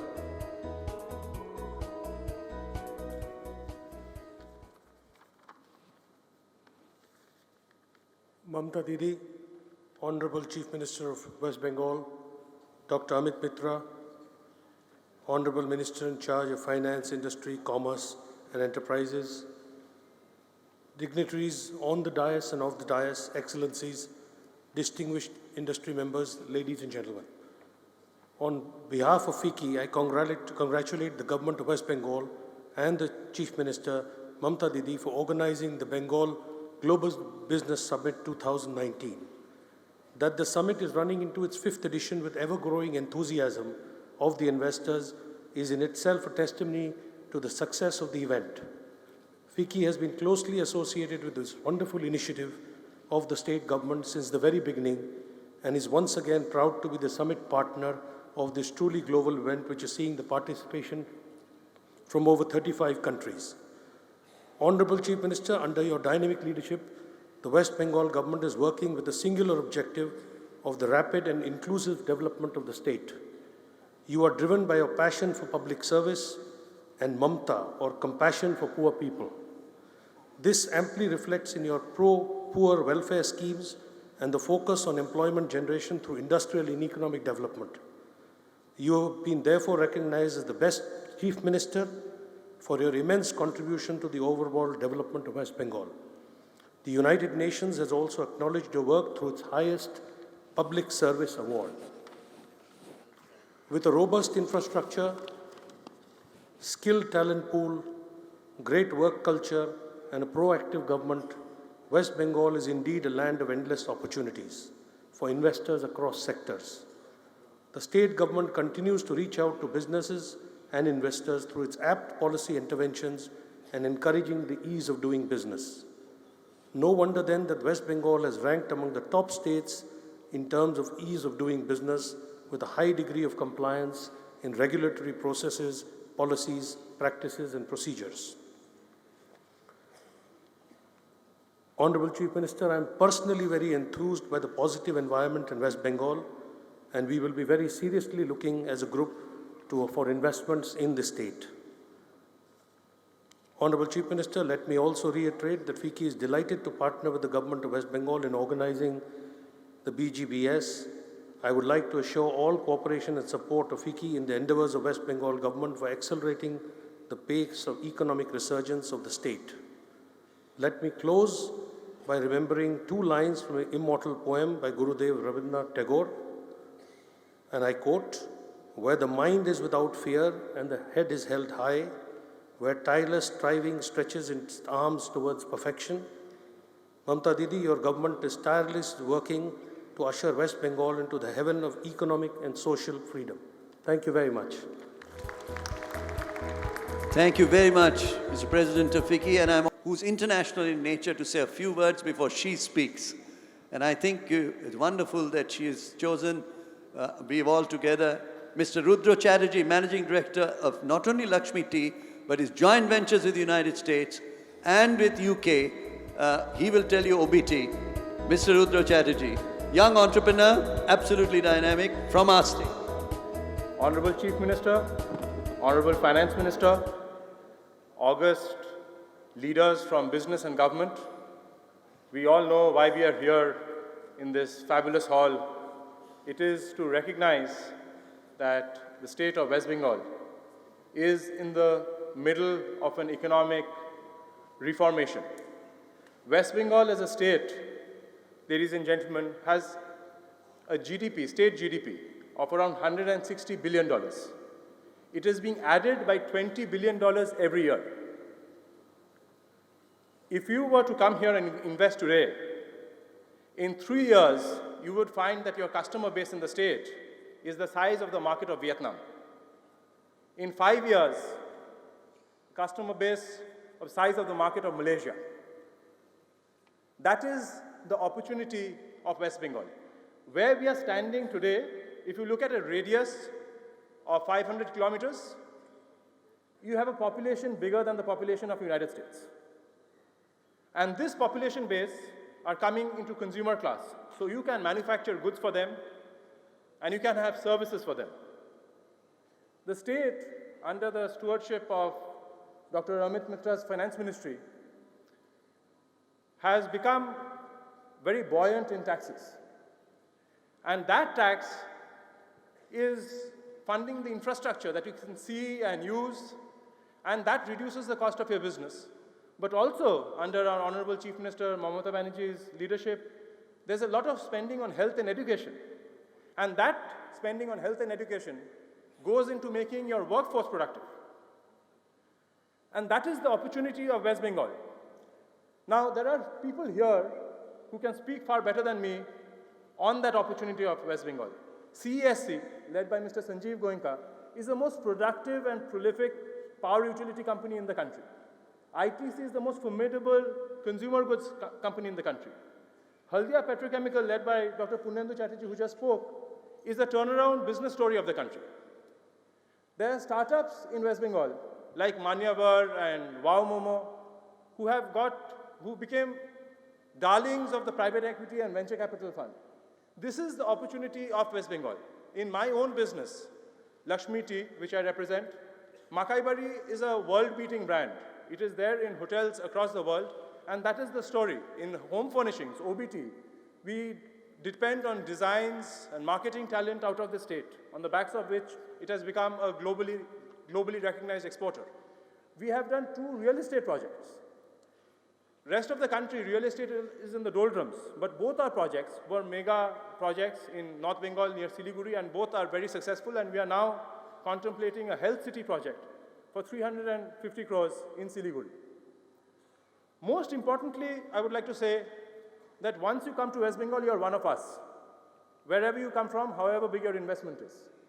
And in the Chief Minister, you will find someone who's relentlessly pursuing that you and success are met.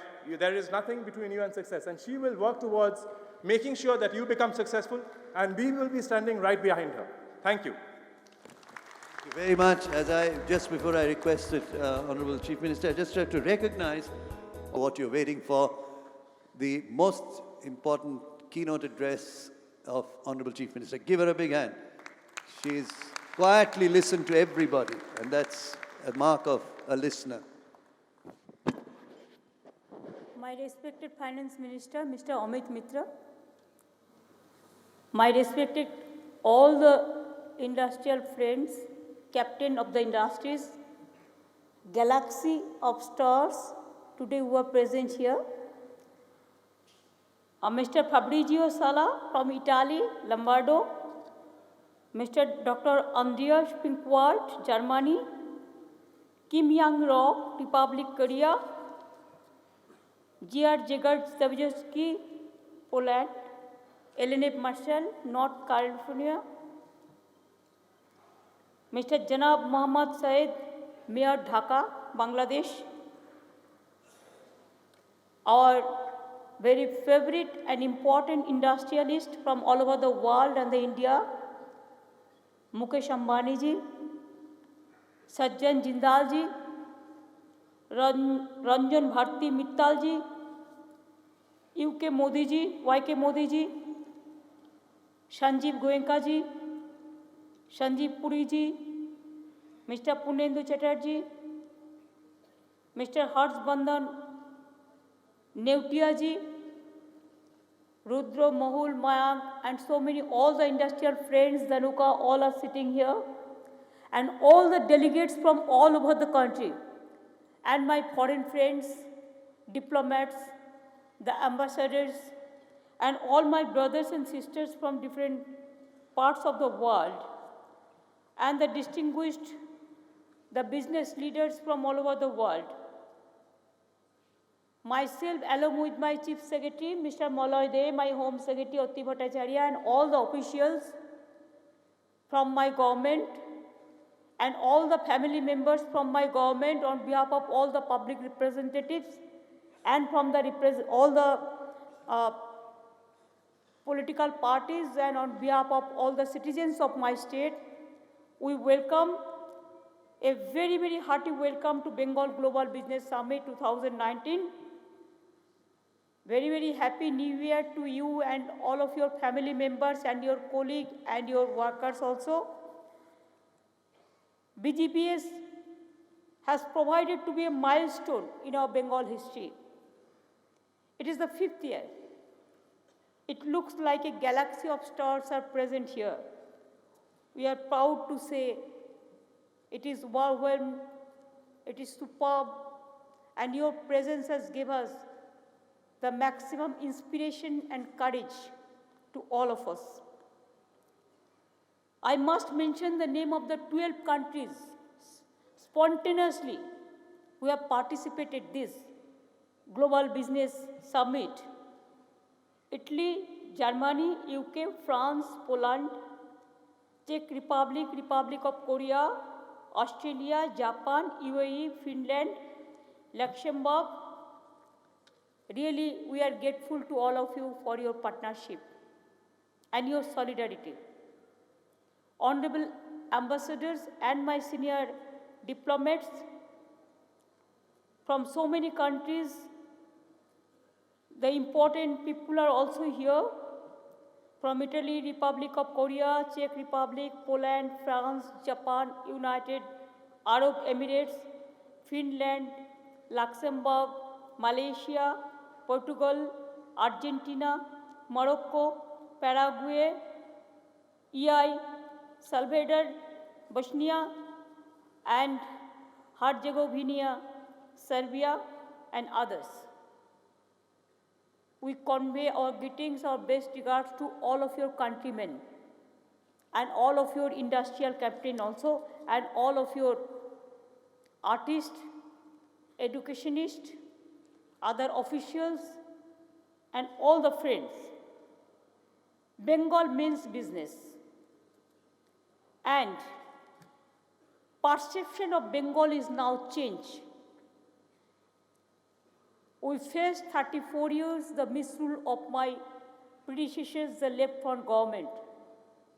And that time the mandates lost was about 75 lakhs, means 75 millions in a year. But now we are proud to say no mandates lost. It is absolutely zero. What we feel that Bengal is a different place now. Our performance, it will speak our commitments. Our credentials is our commitment. I am proud to say we have the talents, we have the researchers, we have the skilled workers, we have the land map, we have the land use policy, we have the industrial policy, IT policy, textile policy, Even the workers' policy, tea garden policy from tea garden to MSME to big industry also. We are number one in India in MSME industry. We are number one in India, the growth rate about GSDP. We are number one about the skill industry. We are number one for the Rural Employment Guaranteed Program. We are number one for the Rural Road Construction Program. We are number one for the Rural Housing Project. We are number one for the GBA growth is 65%. We are number one for e-governance. There are so many areas what I can say, but because of the paucity of times and you are busy, maybe you are hungry also, your lunch time is also coming. So I don't want to bore you, but it's a fact that we achieved our revenue, surplus revenue of 3% in March 2018, while India faced a revenue deficit about 17.9%.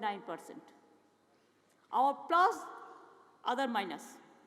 Industrial growth is 194 higher than the national average. The growth in service sector is 26% than national average. Growth in agriculture, it is 247 more than the national average. Farmers' income, it became tripled. Our state's own tax collection more than doubled. And I'm happy to announce when India lost 2 crores of jobs within a year and Bengal reduced unemployment rate by 40%. Thanks to a young generation and thanks to all of our officials and all the people who are working too hard for the people. Our capital expenditure of the state increased 9 times. State planned expenditure increased 4 times. Agriculture and agri-allied sector has grown about 7 times.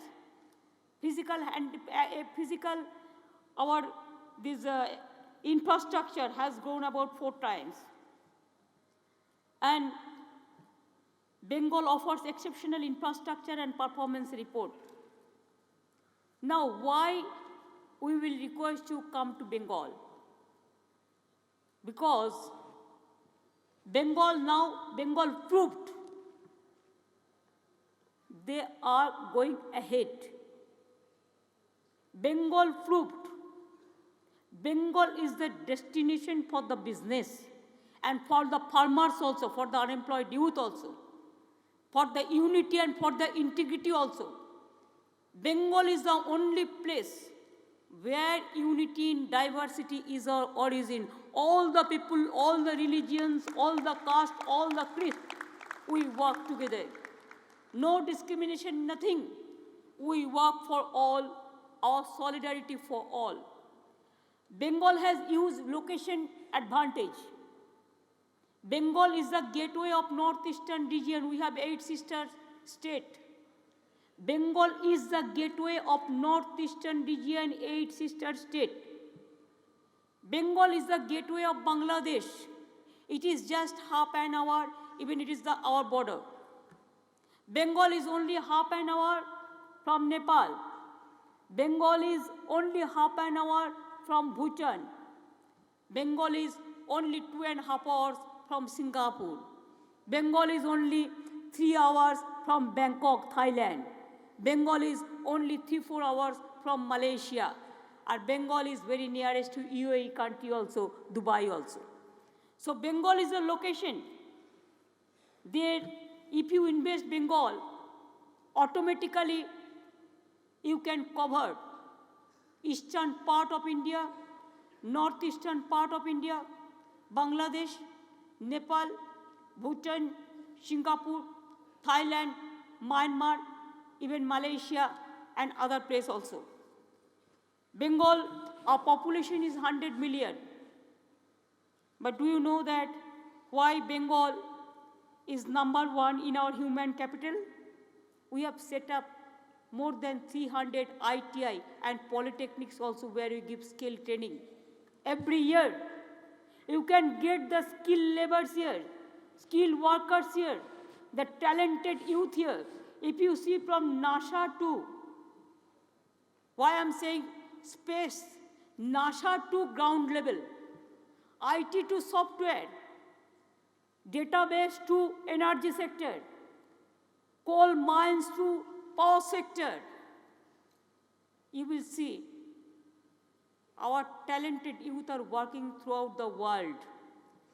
They are working in they are working Washington, they are working Cambridge, they are working Harvard, they are working Poland, they are working German, they are working Bangladesh, they are working in our science world, they are working in everywhere in the world. This talent nowhere is available. What talent is available in Bengal, that is our human capital. Now Bengal, you can get 24/7 the power. Before 7 years ago, no power. And now it is a manpower and the power, the energy also. 24/7 you can get the power. No load shedding, no power crisis. It's the second advantage. Skill power, number one advantage. 2, location is second advantage. Power is 3 advantage.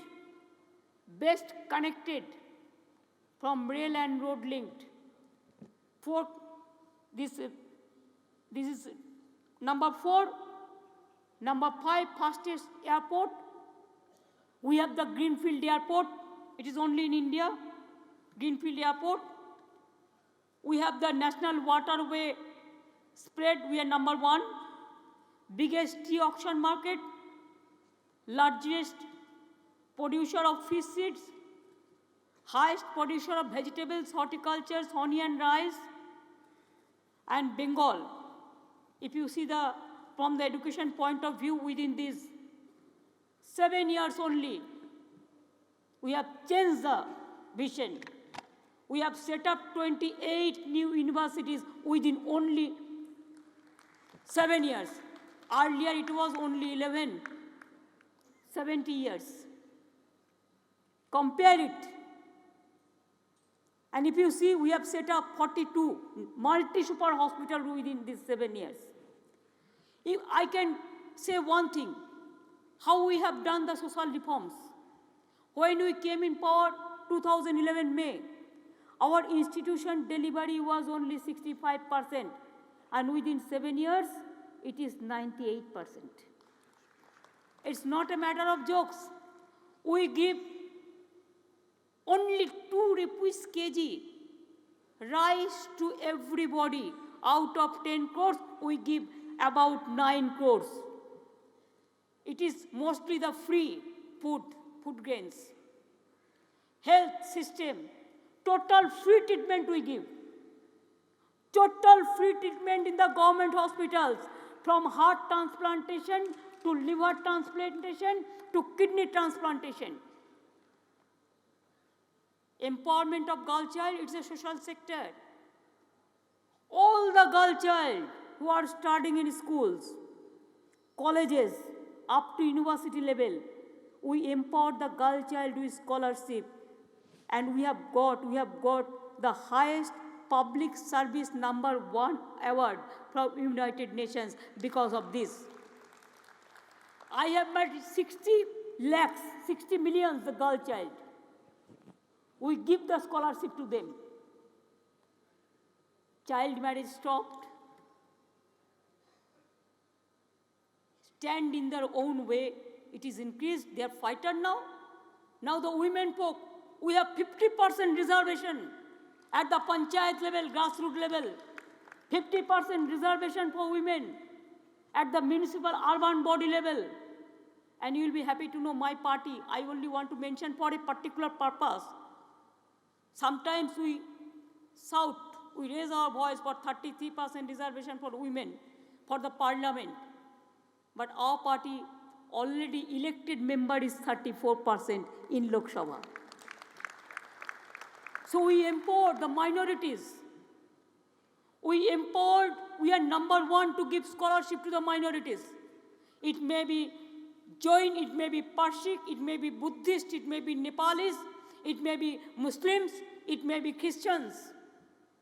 All the minorities, we give scholarship to them. The backward class, scheduled caste and scheduled tribe, we give more importance to them.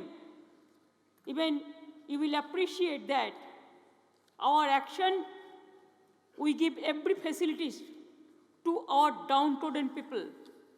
Even out of 10 crore people, the government has given at least from social sector, the social service, free service from the government, at least 90% people. So the downtrodden people are very happy. If the downtrodden people are happy, please remember, my industry will be happy. My farmers, if they are happy, everybody will be happy. So, not only in e-governance or the financial package for the poor people, we give full importance to all the people. And if you come to Bengal, you will see their relation. They love all of you. They respect all of you. They give full support to all of you, that all my industry friends.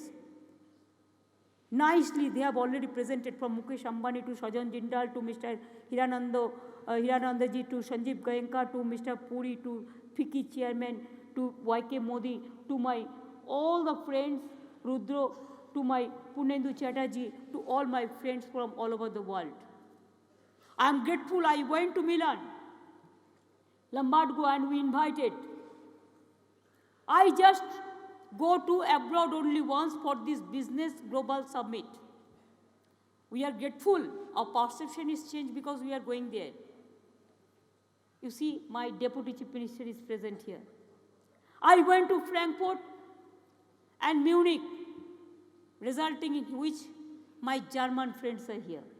I told him, before 10 years ago, they have a direct flight from Kolkata to Frankfurt, Lufthansa, that was withdrawn before we came in. Please restore that.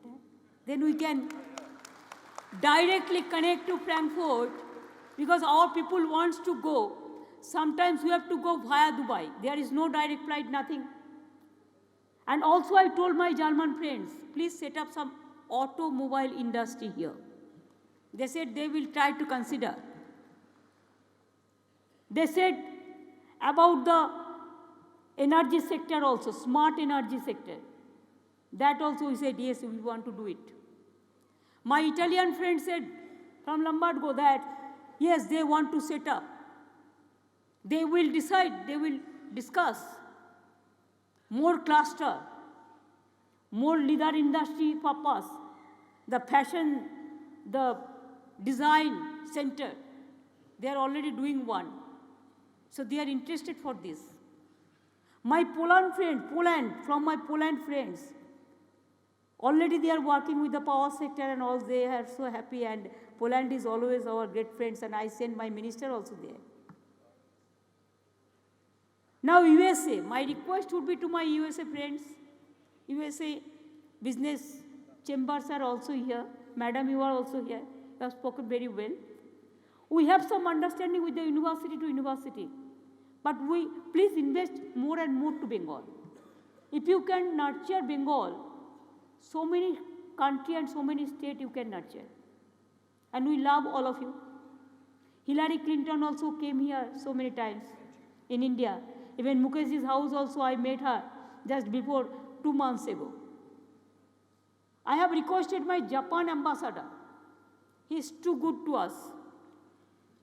That please give us some infrastructural project support that's upload. Then we can do something. So there are so many friends from Korea. Korea also invited me that please do come. Japan also invited me, please do come. Even China friends also requested me yesterday. Of course, we'll see next future. We want to go everywhere. My every friends here, they are requesting us. They will be coming here. We'll be going there that is the system, that is the connection, that is the direction, that is the mission, that is the perception, that is the vision, and that will be our action also.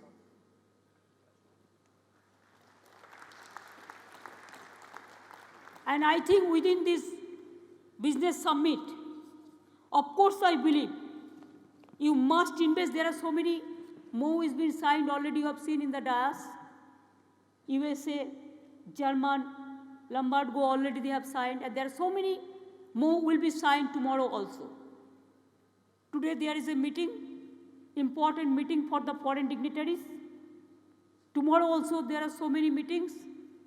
So I think after meeting, there will be so many MOU and more to implement all this. Earlier also, more than 10 lakh crores investment proposal came, where we are already, it is under process, it is under implementation about more than 50%. That's a good ratio, and this time I think more and more investment proposal will be coming. From today's meeting, Hirananda ji announced their project, YK Modi ji announced their project, I think Mr. Punnendu Chatterjee also announced their project, Mukesh ji also announced their project, Sajjan Jindal ji also announced something, even I think Mr. Arki Kollo Jano? Kulpi Port, yes. Kulpi Port, very interesting. Thank you so much. Kulpi Port, it is pending about 7 years. So it is also announced today. So I think so many big things will be coming. I am eager to listen to all of you. We will listen your vision, your dreams, your thoughts, your thinking, and how do you implement everything in Bengal, in my country. Bengal is keenly eager to embrace you with open heart. It is your home, sweet home. Bengal really means business. And that's why we thought whatever is available for the industry, even IT hub, we have started just like replica of the Silicon Valley. You can, so many financial institutions also came because of financial hub. In Bengal, we have the deep forest, we have the sea, we have the Darjeeling, Karshiang, Kalimpong, the mountains. Everything is here from tourism point of view to education point of view, from health point of view to empowerment of girl child point of view. Even in Bengal, if a new baby born, we give one good tree plantation also for them. That's a unique program we give. So there are so many social programs. What we give the social infrastructure to the poor people, nobody can give it. Because we are for the downtrodden, we are of the downtrodden, we are for the downtrodden, and we are for the country. I believe that Bengal is for all. And Bengal always loves to see that my country should gain. My country should go. Our motherland, India, must grow. I want to tell you. Even after we have the election, we have to face the election, not state election, but central election. Very shortly, after 1 month, maybe, I can assure you, even from the industrial point of view, there are so many industry friends. Whoever left the country for their some problems, I will not discuss here, because this is not that platform. But I will request them to come back to India and invest your money for India. I know some problems you are also facing, the difficulties you are facing, but I can assure you, after changing the government for industry, we will do a new policy that can help, that can boost up the Indian industry, that can boost up the Indian economy.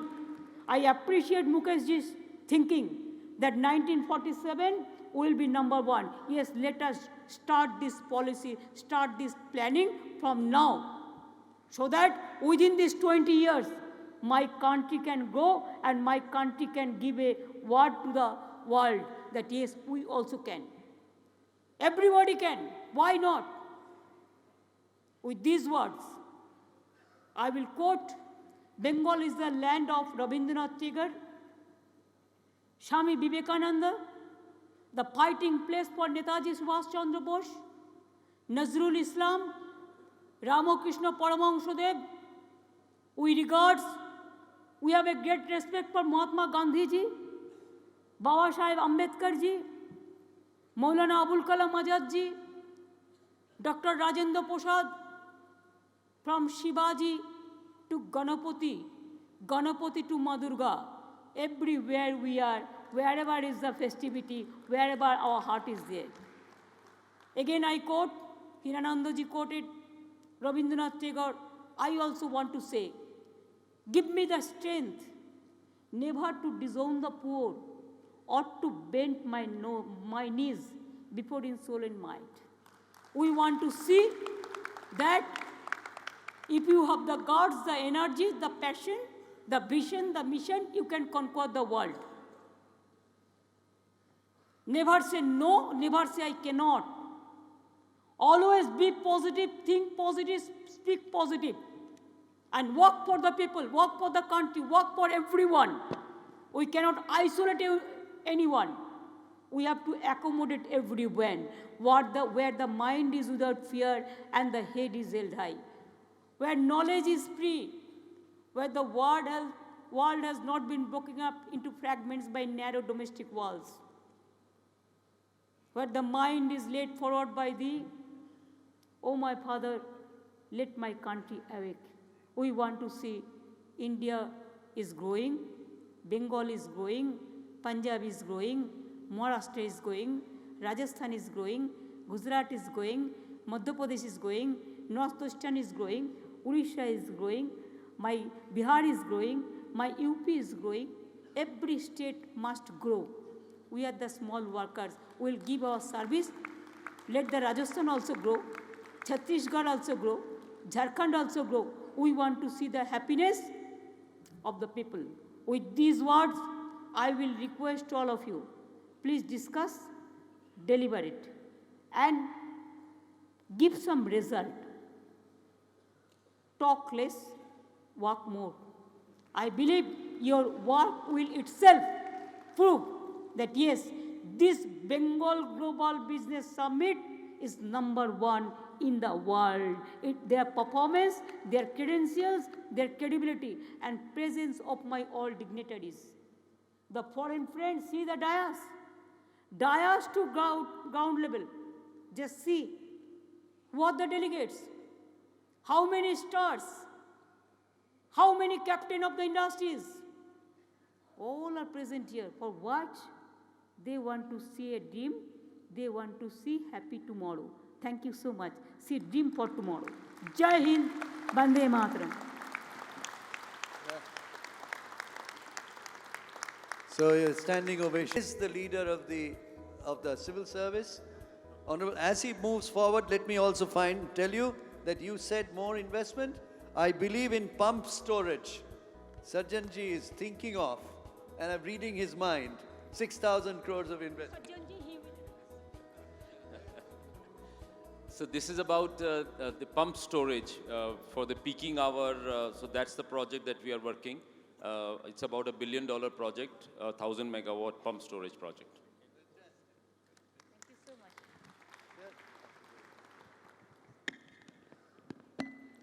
Honorable Chief Minister Mamata Banerjee, Honorable Minister Dr. Amit Mitra, Honorable Governor from Korea, Honorable Ministers from Lombardy, Italy, NRW, Germany, Honorable Minister from Upper Silesia, Poland, and the Honorable Minister from North Carolina, USA, the captains of industry from within India and from outside, Honorable ambassadors of different countries and the diplomatic corps, the delegates from all over the world, including the delegates from within India and West Bengal, We are really privileged that you have blessed us with your presence. I also see the representatives of the World Bank here, a lending organization, multilateral lending organization. You have blessed us with your presence and taken your time out in spite of the very busy schedules. And I trust that many of you will also bless us with investments. And that's the purpose of this meet. This 5th version of Bengal Global Business Summit has got tremendous response from everybody. And I'm really grateful on behalf of the government of West Bengal that you have made this successful by your presence, and during the next 2 days you will deliberate, discuss, and come up with concrete proposals to us under the inspiring leadership of the Honorable Chief Minister. Entire government, all ministers, all civil servants, we are working tirelessly to make West Bengal the best destination in India. And let me assure you that while we do our work, we believe in global benchmarking. We try to look at different best practices from all over the world and try to adopt. And one of the best examples of that is this very convention center. I think this compares with anything, the best in the world. So I once again thank all of you, and also the media, the civil society, the employees of the government, and different parastatals who have really worked tirelessly to give us support and to make this thing successful. So I once again thank all of you, all the speakers who have said good things about the state, and all those who have not spoken, they have also participated very eagerly. So thank you very much. Thank you. Thank you, ladies and gentlemen. We break. We have a lunch break where you will be networking. 3:15, plenary session 2 will begin right here. So don't go away, network and come back. Thank you very much.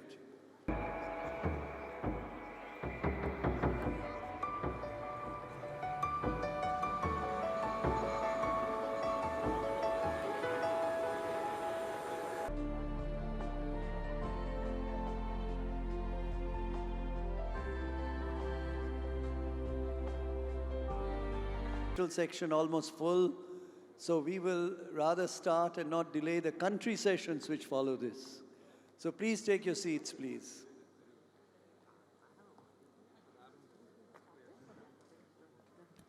Good afternoon. May I please request the dignitaries to come up on stage. His Excellency Kenji Mr. Milan Hovarka, Ambassador of the Czech Republic to India. He's already there. Excellency, please, can we have you up on the dais? His Excellency Mr. Jean-Claude Kugner, Ambassador, Embassy of the Grand Duchy of Luxembourg. Mr. Rod Hilton, Deputy Head of Mission to India, Australian High Commission. Mr. Jean-Marc Fenet, Minister, Councillor and Head of Regional Economic Development, French Embassy in New Delhi. Mr. Crispin Simon, Her Majesty's State Commissioner to South Asia. Mr. Marako Kenan, Under Secretary of State, External Economic Relations, Ministry of Foreign Affairs of Finland. Excellency, may we have you on the dais, please? Shri Junaid Ahmed, Country Director, World Bank.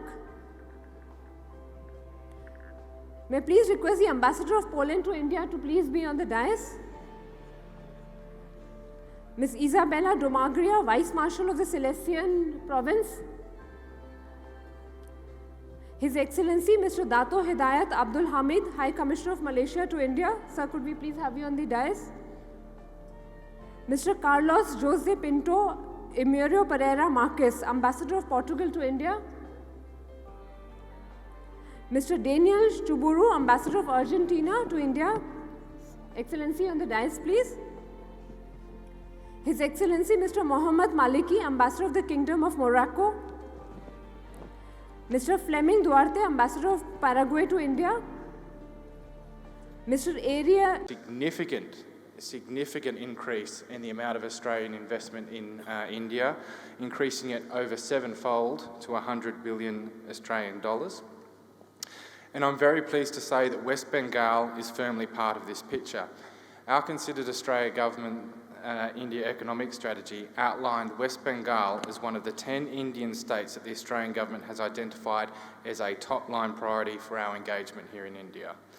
That's no surprise given the recent economic performance, the statistics we've heard today, and its strategic location as a gateway to East India, the Bay of Bengal, and further abroad.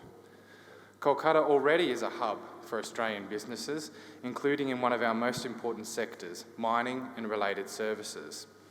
Australia, as many will be aware, is a world leader in resources and mining. We are the #1 exporter of many minerals and resources. We are indeed in the top 5 for most of the others we're not already leading, and they are for the mineral and resources that are needed for manufacturing industries today, for those growth engines that are building.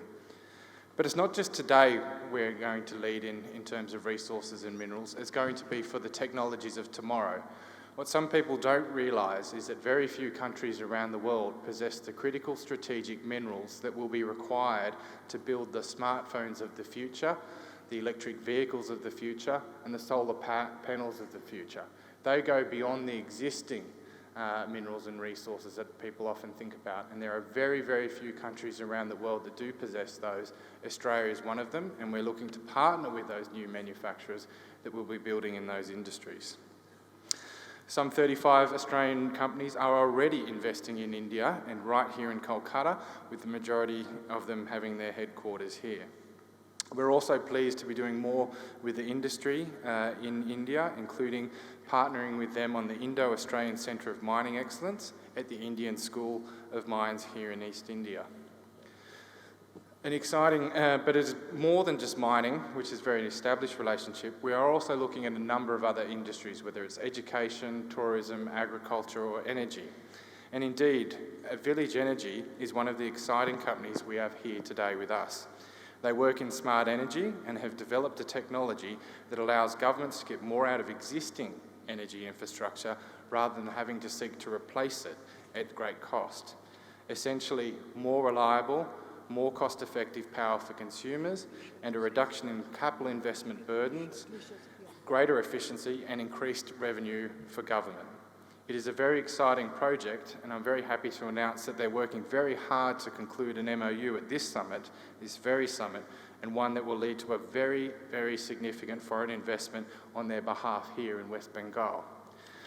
Bringing all that together, it is also perhaps no surprise that the other major decision the Australian government has taken is to open a consulate general here in Kolkata in recognition of the energy in the region and the leadership of the government. We hope to be opening that very shortly, in April this year, and that Consulate General will help build on our business-to-business and people-to-people links. And I'll finish on that point saying that while we do talk a lot about business, trade, investment links, we do recognise that at the end of the day, it is about your people-to-people links. We're delighted that there are around 700,000 Indian-born people now residing in Australia, and it is our fastest migrant-growing community by far. Of that, almost 55,000 of them are Bengali speakers, and I'm told that that's one of the fastest growing languages now in Australia as well.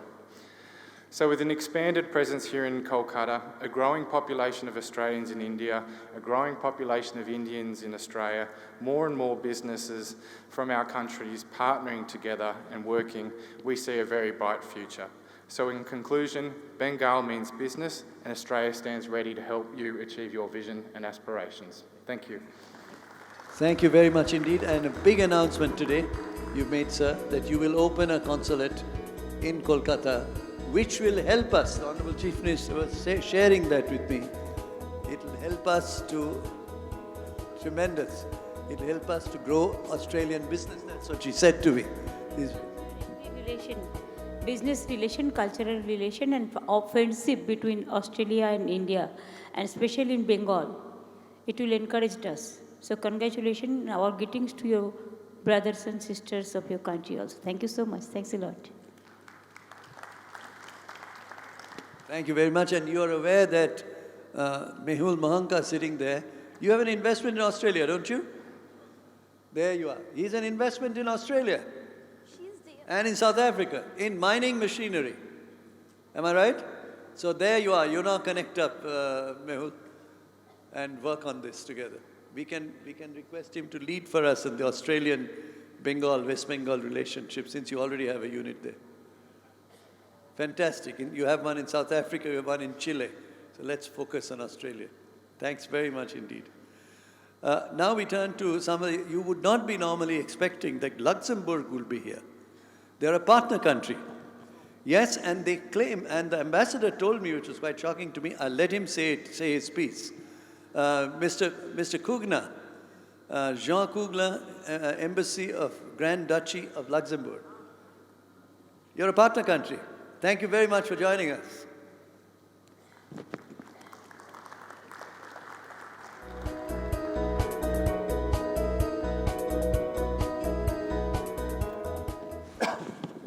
Well, first, and Minister for Trade and Finance, I'm extremely honored and pleased to be here today because for us, for Luxembourg, it's the very first time we are a partner country here at the 5th Bengal Summit. But it's also a very special year for us because we are celebrating this year our 70th birthday of the diplomatic relations. And we have a very strong presence in India, which is going to be highlighted even more in this year of anniversary and bilateral celebrations. In West Bengal, it was when I met Dr. Amit Mitra in November. It was the second visit I did after I arrived to India in September.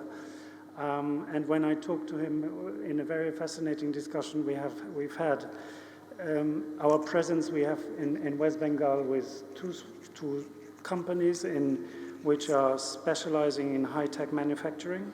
One of them is developing and producing sophisticated hard materials.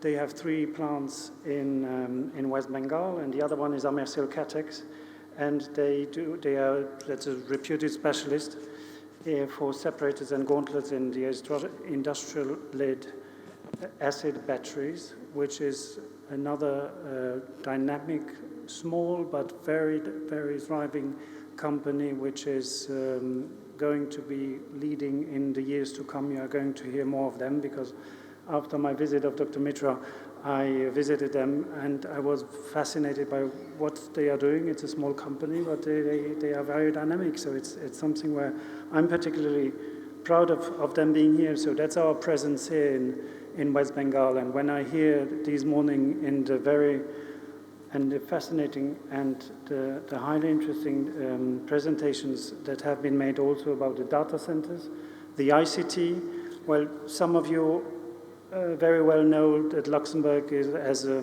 a founding member of the European Union, we have a very dynamic financial center, but also we are very much in ICT and have one of the best data parks in Europe. Some of the very well-known ICT companies, you named them, Amazon, PayPal, Rakuten, they have their European headquarters in Luxembourg, which brings me directly to India because we have a very good and intensive relationship with these companies here in the country.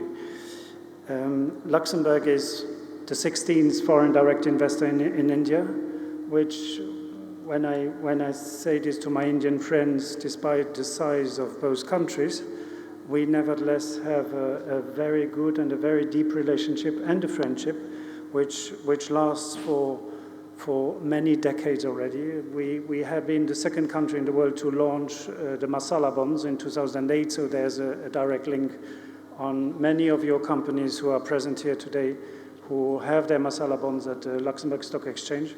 But with the environmental and with the recent Paris COP agreement and the sustainable, our stock exchange created a green stock exchange for sustainable and green bonds. That's the first stock exchange in the world to be a green stock exchange. And this is something which might interest you some of it, and where our cooperation is definitely going to to be deepened as well. So I could continue because we have 6 satellites as well over India, and there are some other. We have one of the most Indian well-known Luxembourg company, which is Polvert. They were established 25 years ago, and they have equipped more or less every public and private blast furnace in this country. I first of all, I don't wish to extend this too long, so I want to thank you and our host for this very thriving and very dynamic business summit. For you, Bengal means business. For Luxembourg, our nation branding is Luxembourg Make It Happen. So let's work together, and very much looking forward to our cooperation in the years to come. Thank you. Thank you very much. How delighted that after that meeting in November, we have to engage Trade Commissioner for South Asia. We'd love to hear a few words from you, sir. Thank you very much. And thank you for coming all the way from London. Thank you so much for that nice invitation, Honourable Finance Minister Dr. Mitra. It's a great pleasure for me to be here with this delegation here today. I came to see you, Dr. Mitra, a few months ago, and I said that I had not been to Calcutta since 1976. And you said, please come back soon, so here I am.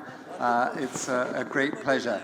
And I would like to echo the views that were expressed by Mr. Jindal this morning about the warmth of the reception in Calcutta and the comments by Mr. Ambani about the vision that the government of Bengal has for the future. I found it exciting and inspiring. And I hope the warmth of that relationship will last beyond this summer's World Cup, the cricket in England. I don't know if there are any cricket fans in the audience. Perhaps if I could ask people to raise their hands if they are cricket fans. Yes. And are there any cricket fans who support India in the World Cup? And any who support England? Yes, that's not bad. Thank you very much. It's very gracious of you. I also thought it was very gracious of the Australian Deputy High Commissioner to express his opinion for the warmth of the Calcutta reception and not mention the Australian result with India recently. And we won't mention the ashes. Yes, and so I also won't mention that crushing defeat experienced by the Australians. What I am going to do is talk about the living bridge that exists between our two countries of values, family, culture, the 1.5 million diaspora of British people who are of Indian origin living in the UK, and the tremendous value and richness that they bring not only to our business but our society as a whole. And that's reflected in the business living bridge, and I'm thrilled to be able to report that we have a delegation of 40 businesses and public sector institutions partnered with UK IBC, whose representative and leader Richard Heald is with me on the podium here today. And they represent British technology primarily. Where Transport for London have already signed agreements here in West Bengal to develop the public transportation system. And other partnerships are formed in the field of research, basic science research, in a collaboration that we call Newton Baba, where we are looking at research in oceans, digital, antimicrobial resistance to antibacterials. And I think those projects, oceans, antimicrobial resistance in particular, show the importance that we attach to these technical assistance programs of bringing benefit to both countries. Oceans and antimicrobial resistance is as big a problem for the UK as it is for India. So just a mile or so from here, TCS have one of their largest facilities in India developing digital services for Rolls-Royce, our leading global aero engine company, and not far from them, BT employs more than 2,000 people in one of their 3 largest service centers in India. And I think those speak to the size of the delegation and our commitment here speak to the enthusiasm that the UK government holds for the ambition of the government of West Bengal, and we look forward to much more economic activity in the years ahead. Thank you very much indeed, and that cricket part was delightful. Thank you very much, sir. Thank you for coming all the way, Her Majesty's Trade Commissioner. May we turn to someone who's been our partner country earlier, and we value that very much. Mr. Milan, His Excellency Milan Hovorka, Ambassador of Czech Republic, a very, very exciting entity who's working with us. We are working on mining. We are working on mine safety. Please tell us, a few minutes, what you have to say to us. Thank you very much, Honorable Minister of Finance, for this kind introduction. Highly appreciate it.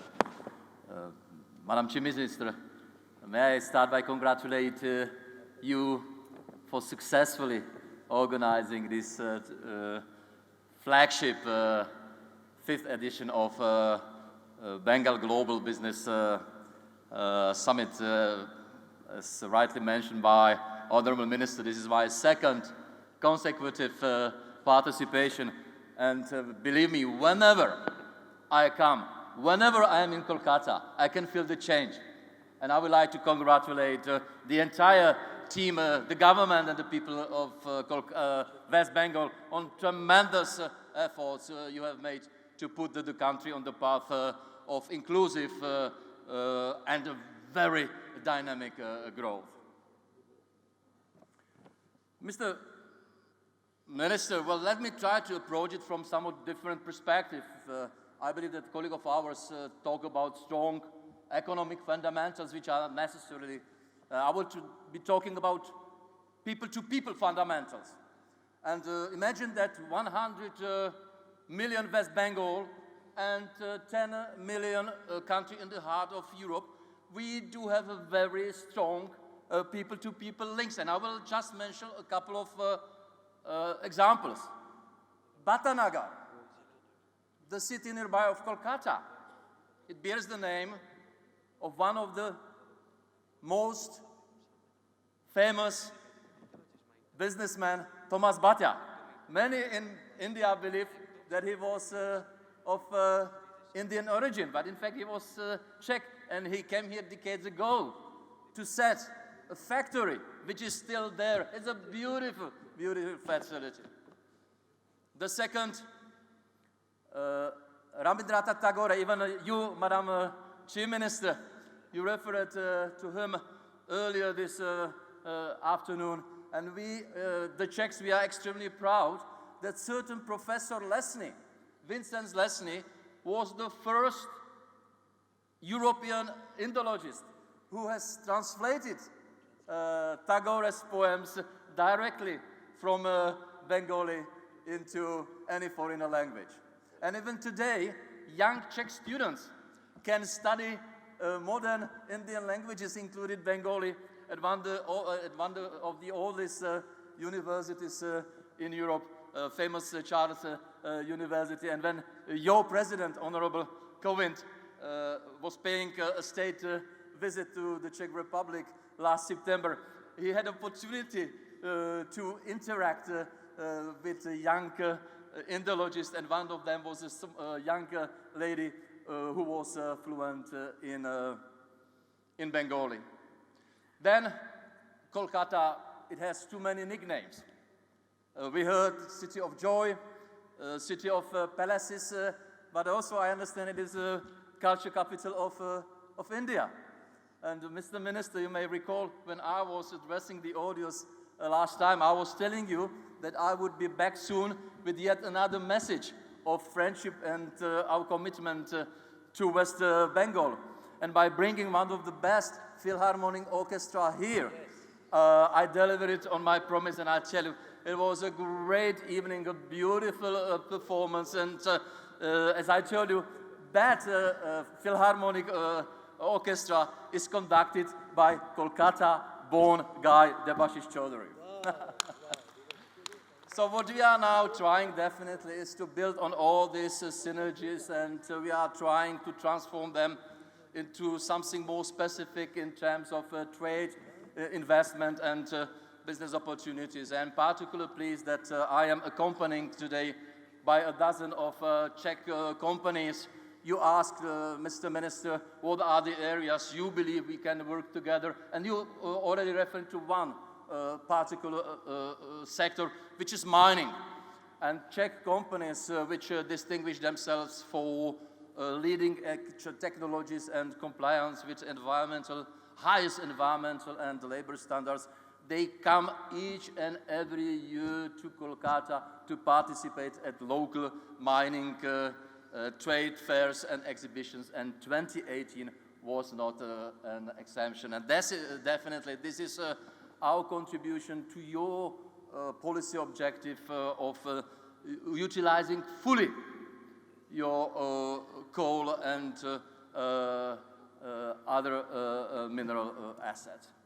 Then we do have here one of the largest consumer credits lender, the Czech Republic based company Home Credit.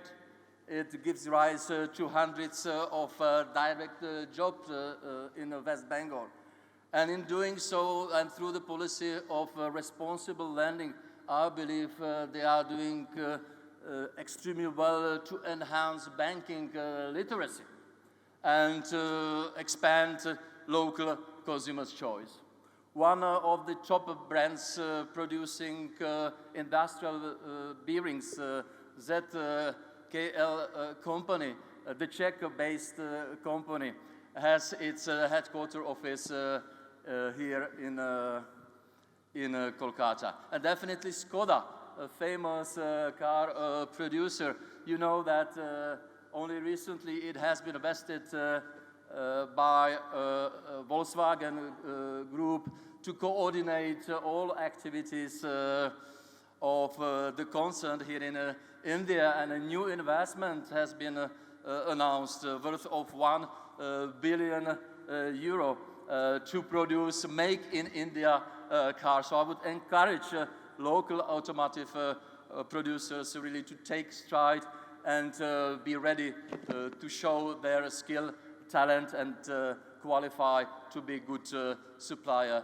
to this manufacturing giant. So with those positive remarks, may I once again thank you very much, Madam Chief Minister, for inviting the Czech Republic to participate at this August summit in the capacity as a partner country.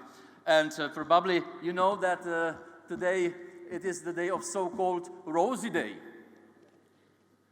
Mr.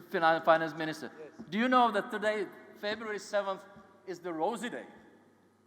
Rosy Day? Yes, and I would like to conclude my short intervention by wishing that the rose of the Czech Republic, West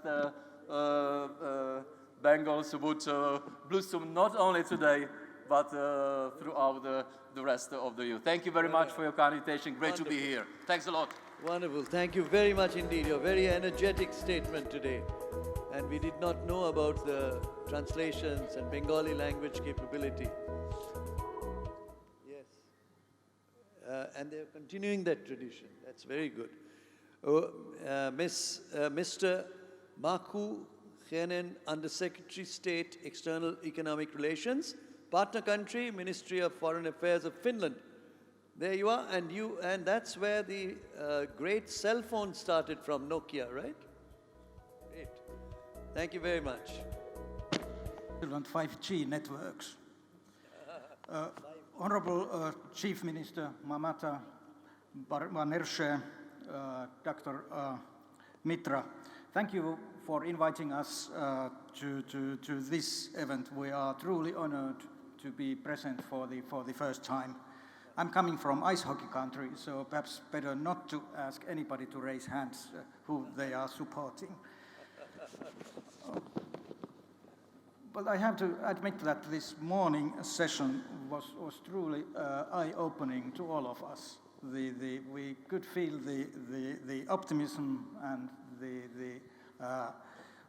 the force of change in those opening remarks. As regards continuity, I would also like to echo what has been said here previously. We think sincerely that connectivity is the real source of development. I have only two very brief messages, and my first message is encouragement. my country, Finland, was actually one of the poorest corners of Europe 100 years ago. But our recipe has been education, open trade, rule of law, and gender equality.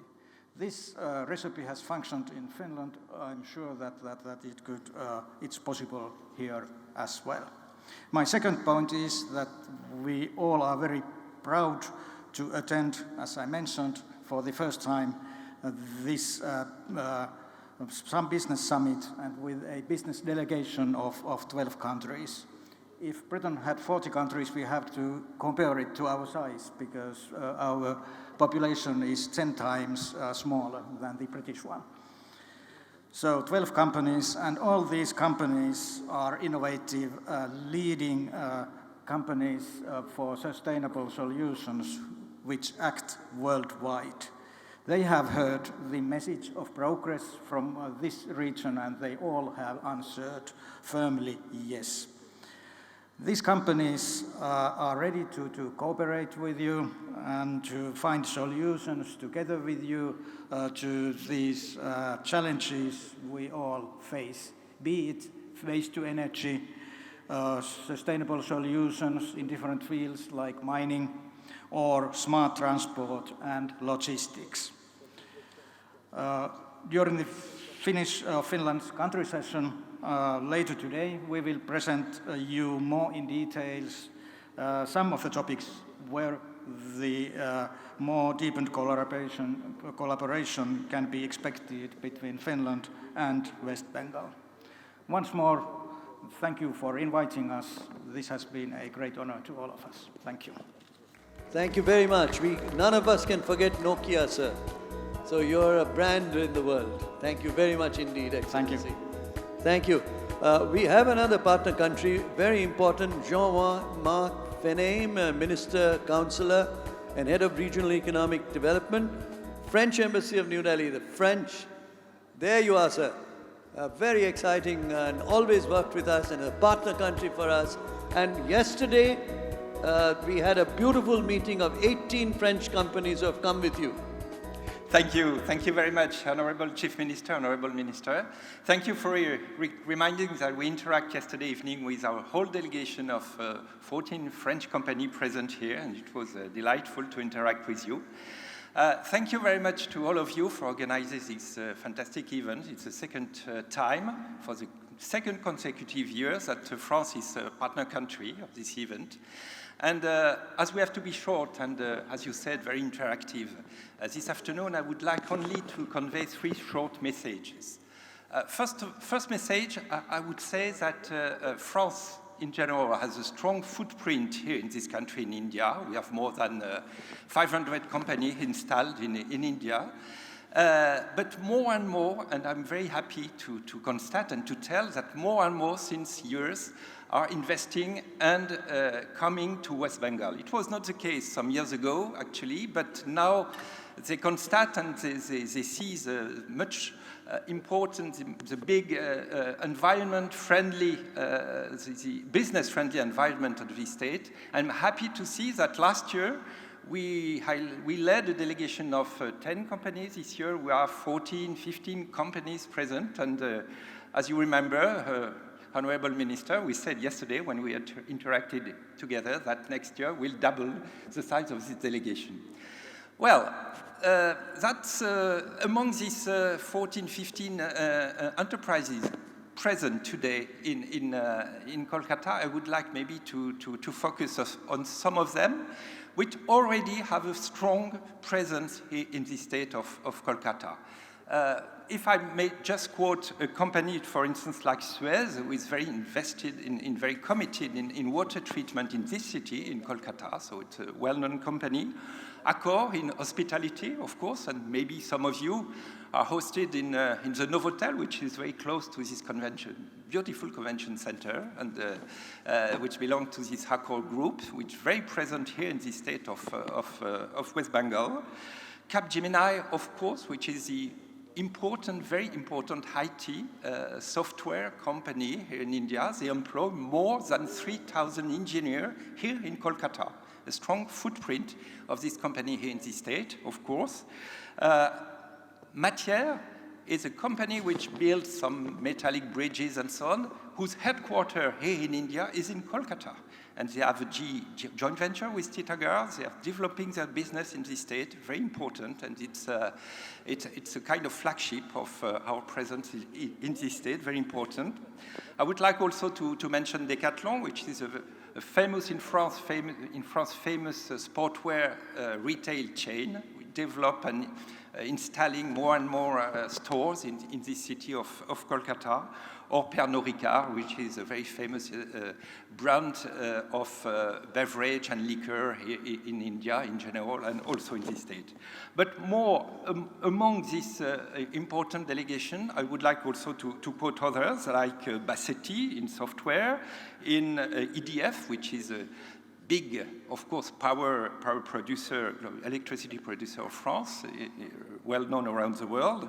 Alstom, which is very active in smart city issues, in transportation, in metro, in urban transportation, of course. Prysmian, which is one of the larger in manufacturer in power transmission. Schneider Electric, which is almost an Indian company. They are installed since many years and very, very widely in the country and the state also. Or Terre Armée or Tractable with a subsidiary, engineering subsidiary of ENGIE, which is energy company. So, to be short, just to convey this short message, we want to be more and more present in the state of West Bengal. French footprint was more important in Delhi, in Mumbai, in the south of the country, and we want to be much more present in eastern India in general and in West Bengal in particular.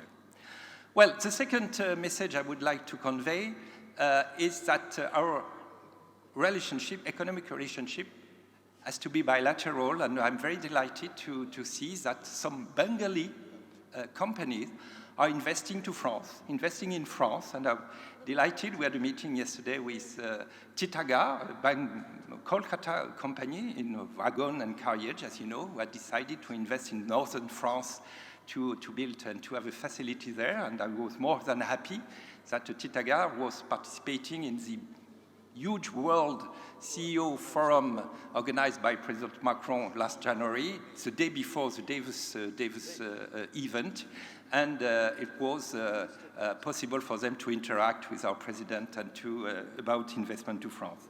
So that's the case also for other companies in West Bengal, like WPIL and others.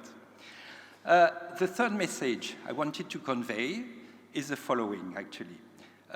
Is that you can count on France's commitment in Bengal through the deepening of our relation across all the sectors, whether it's economic, of course, is a matter of today, but also in cultural or academic matters. As you know, France has a diplomatic representation here, led by Mrs. Virginie Courteval, who is our Consul General in Kolkata, just in the first row. And this shows that France is committed in the long term in this part of India. It's in all its cultural and economic facets. And I hope that our presence today, for the second time and the second consecutive time, will contribute to the deepening of bilateral economic relations, but not only, also because West Bengal is a state of great tradition and heritage, known worldwide for its historical contribution in literature, art, intellect, and you know that these are values that both France and West Bengal share, of course, in the world. Well, I would like to finish with that and to say again that thank you for inviting France. You may interact and meet all these companies at the French pavilion, which is outside, of course. And Honorable Chief Minister, Honorable Minister, to tell you again that we would be more than happy and very delighted to welcome you in France when you want. Thank you very much. Thank you very much indeed. Thank you very much. And you went to Chandanagar yesterday. We call it Chandanagar. Kolkata, it is organized through PRITAM. It is from French, Paris.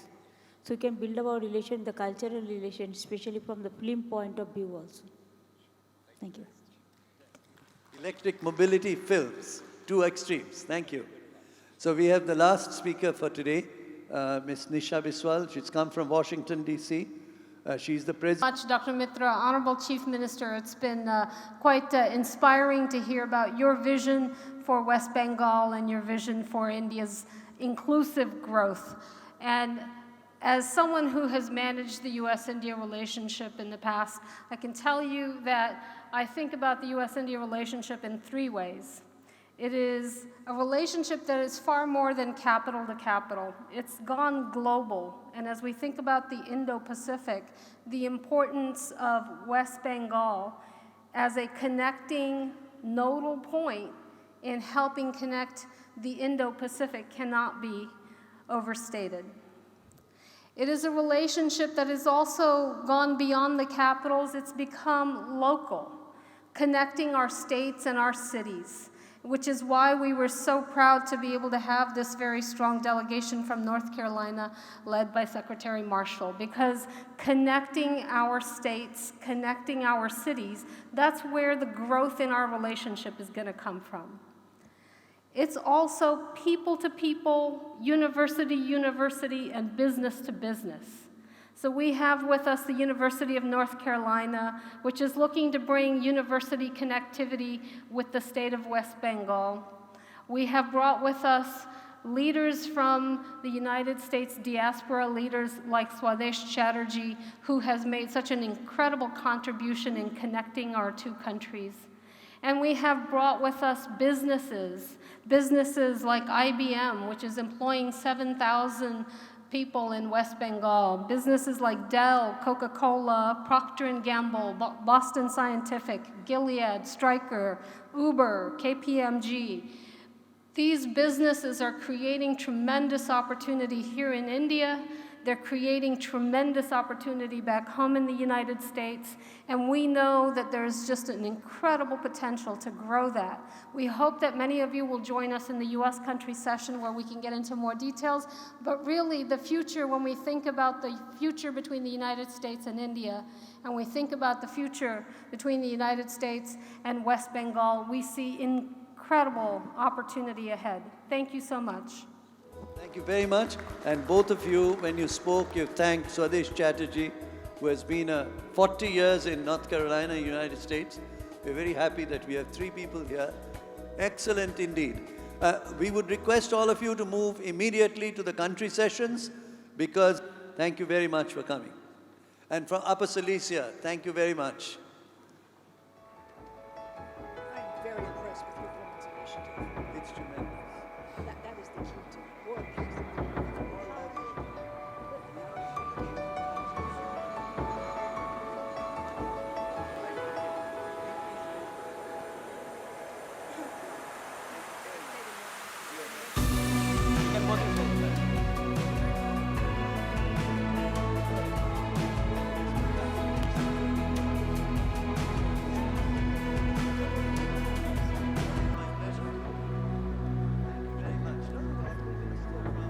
Upper Silesia.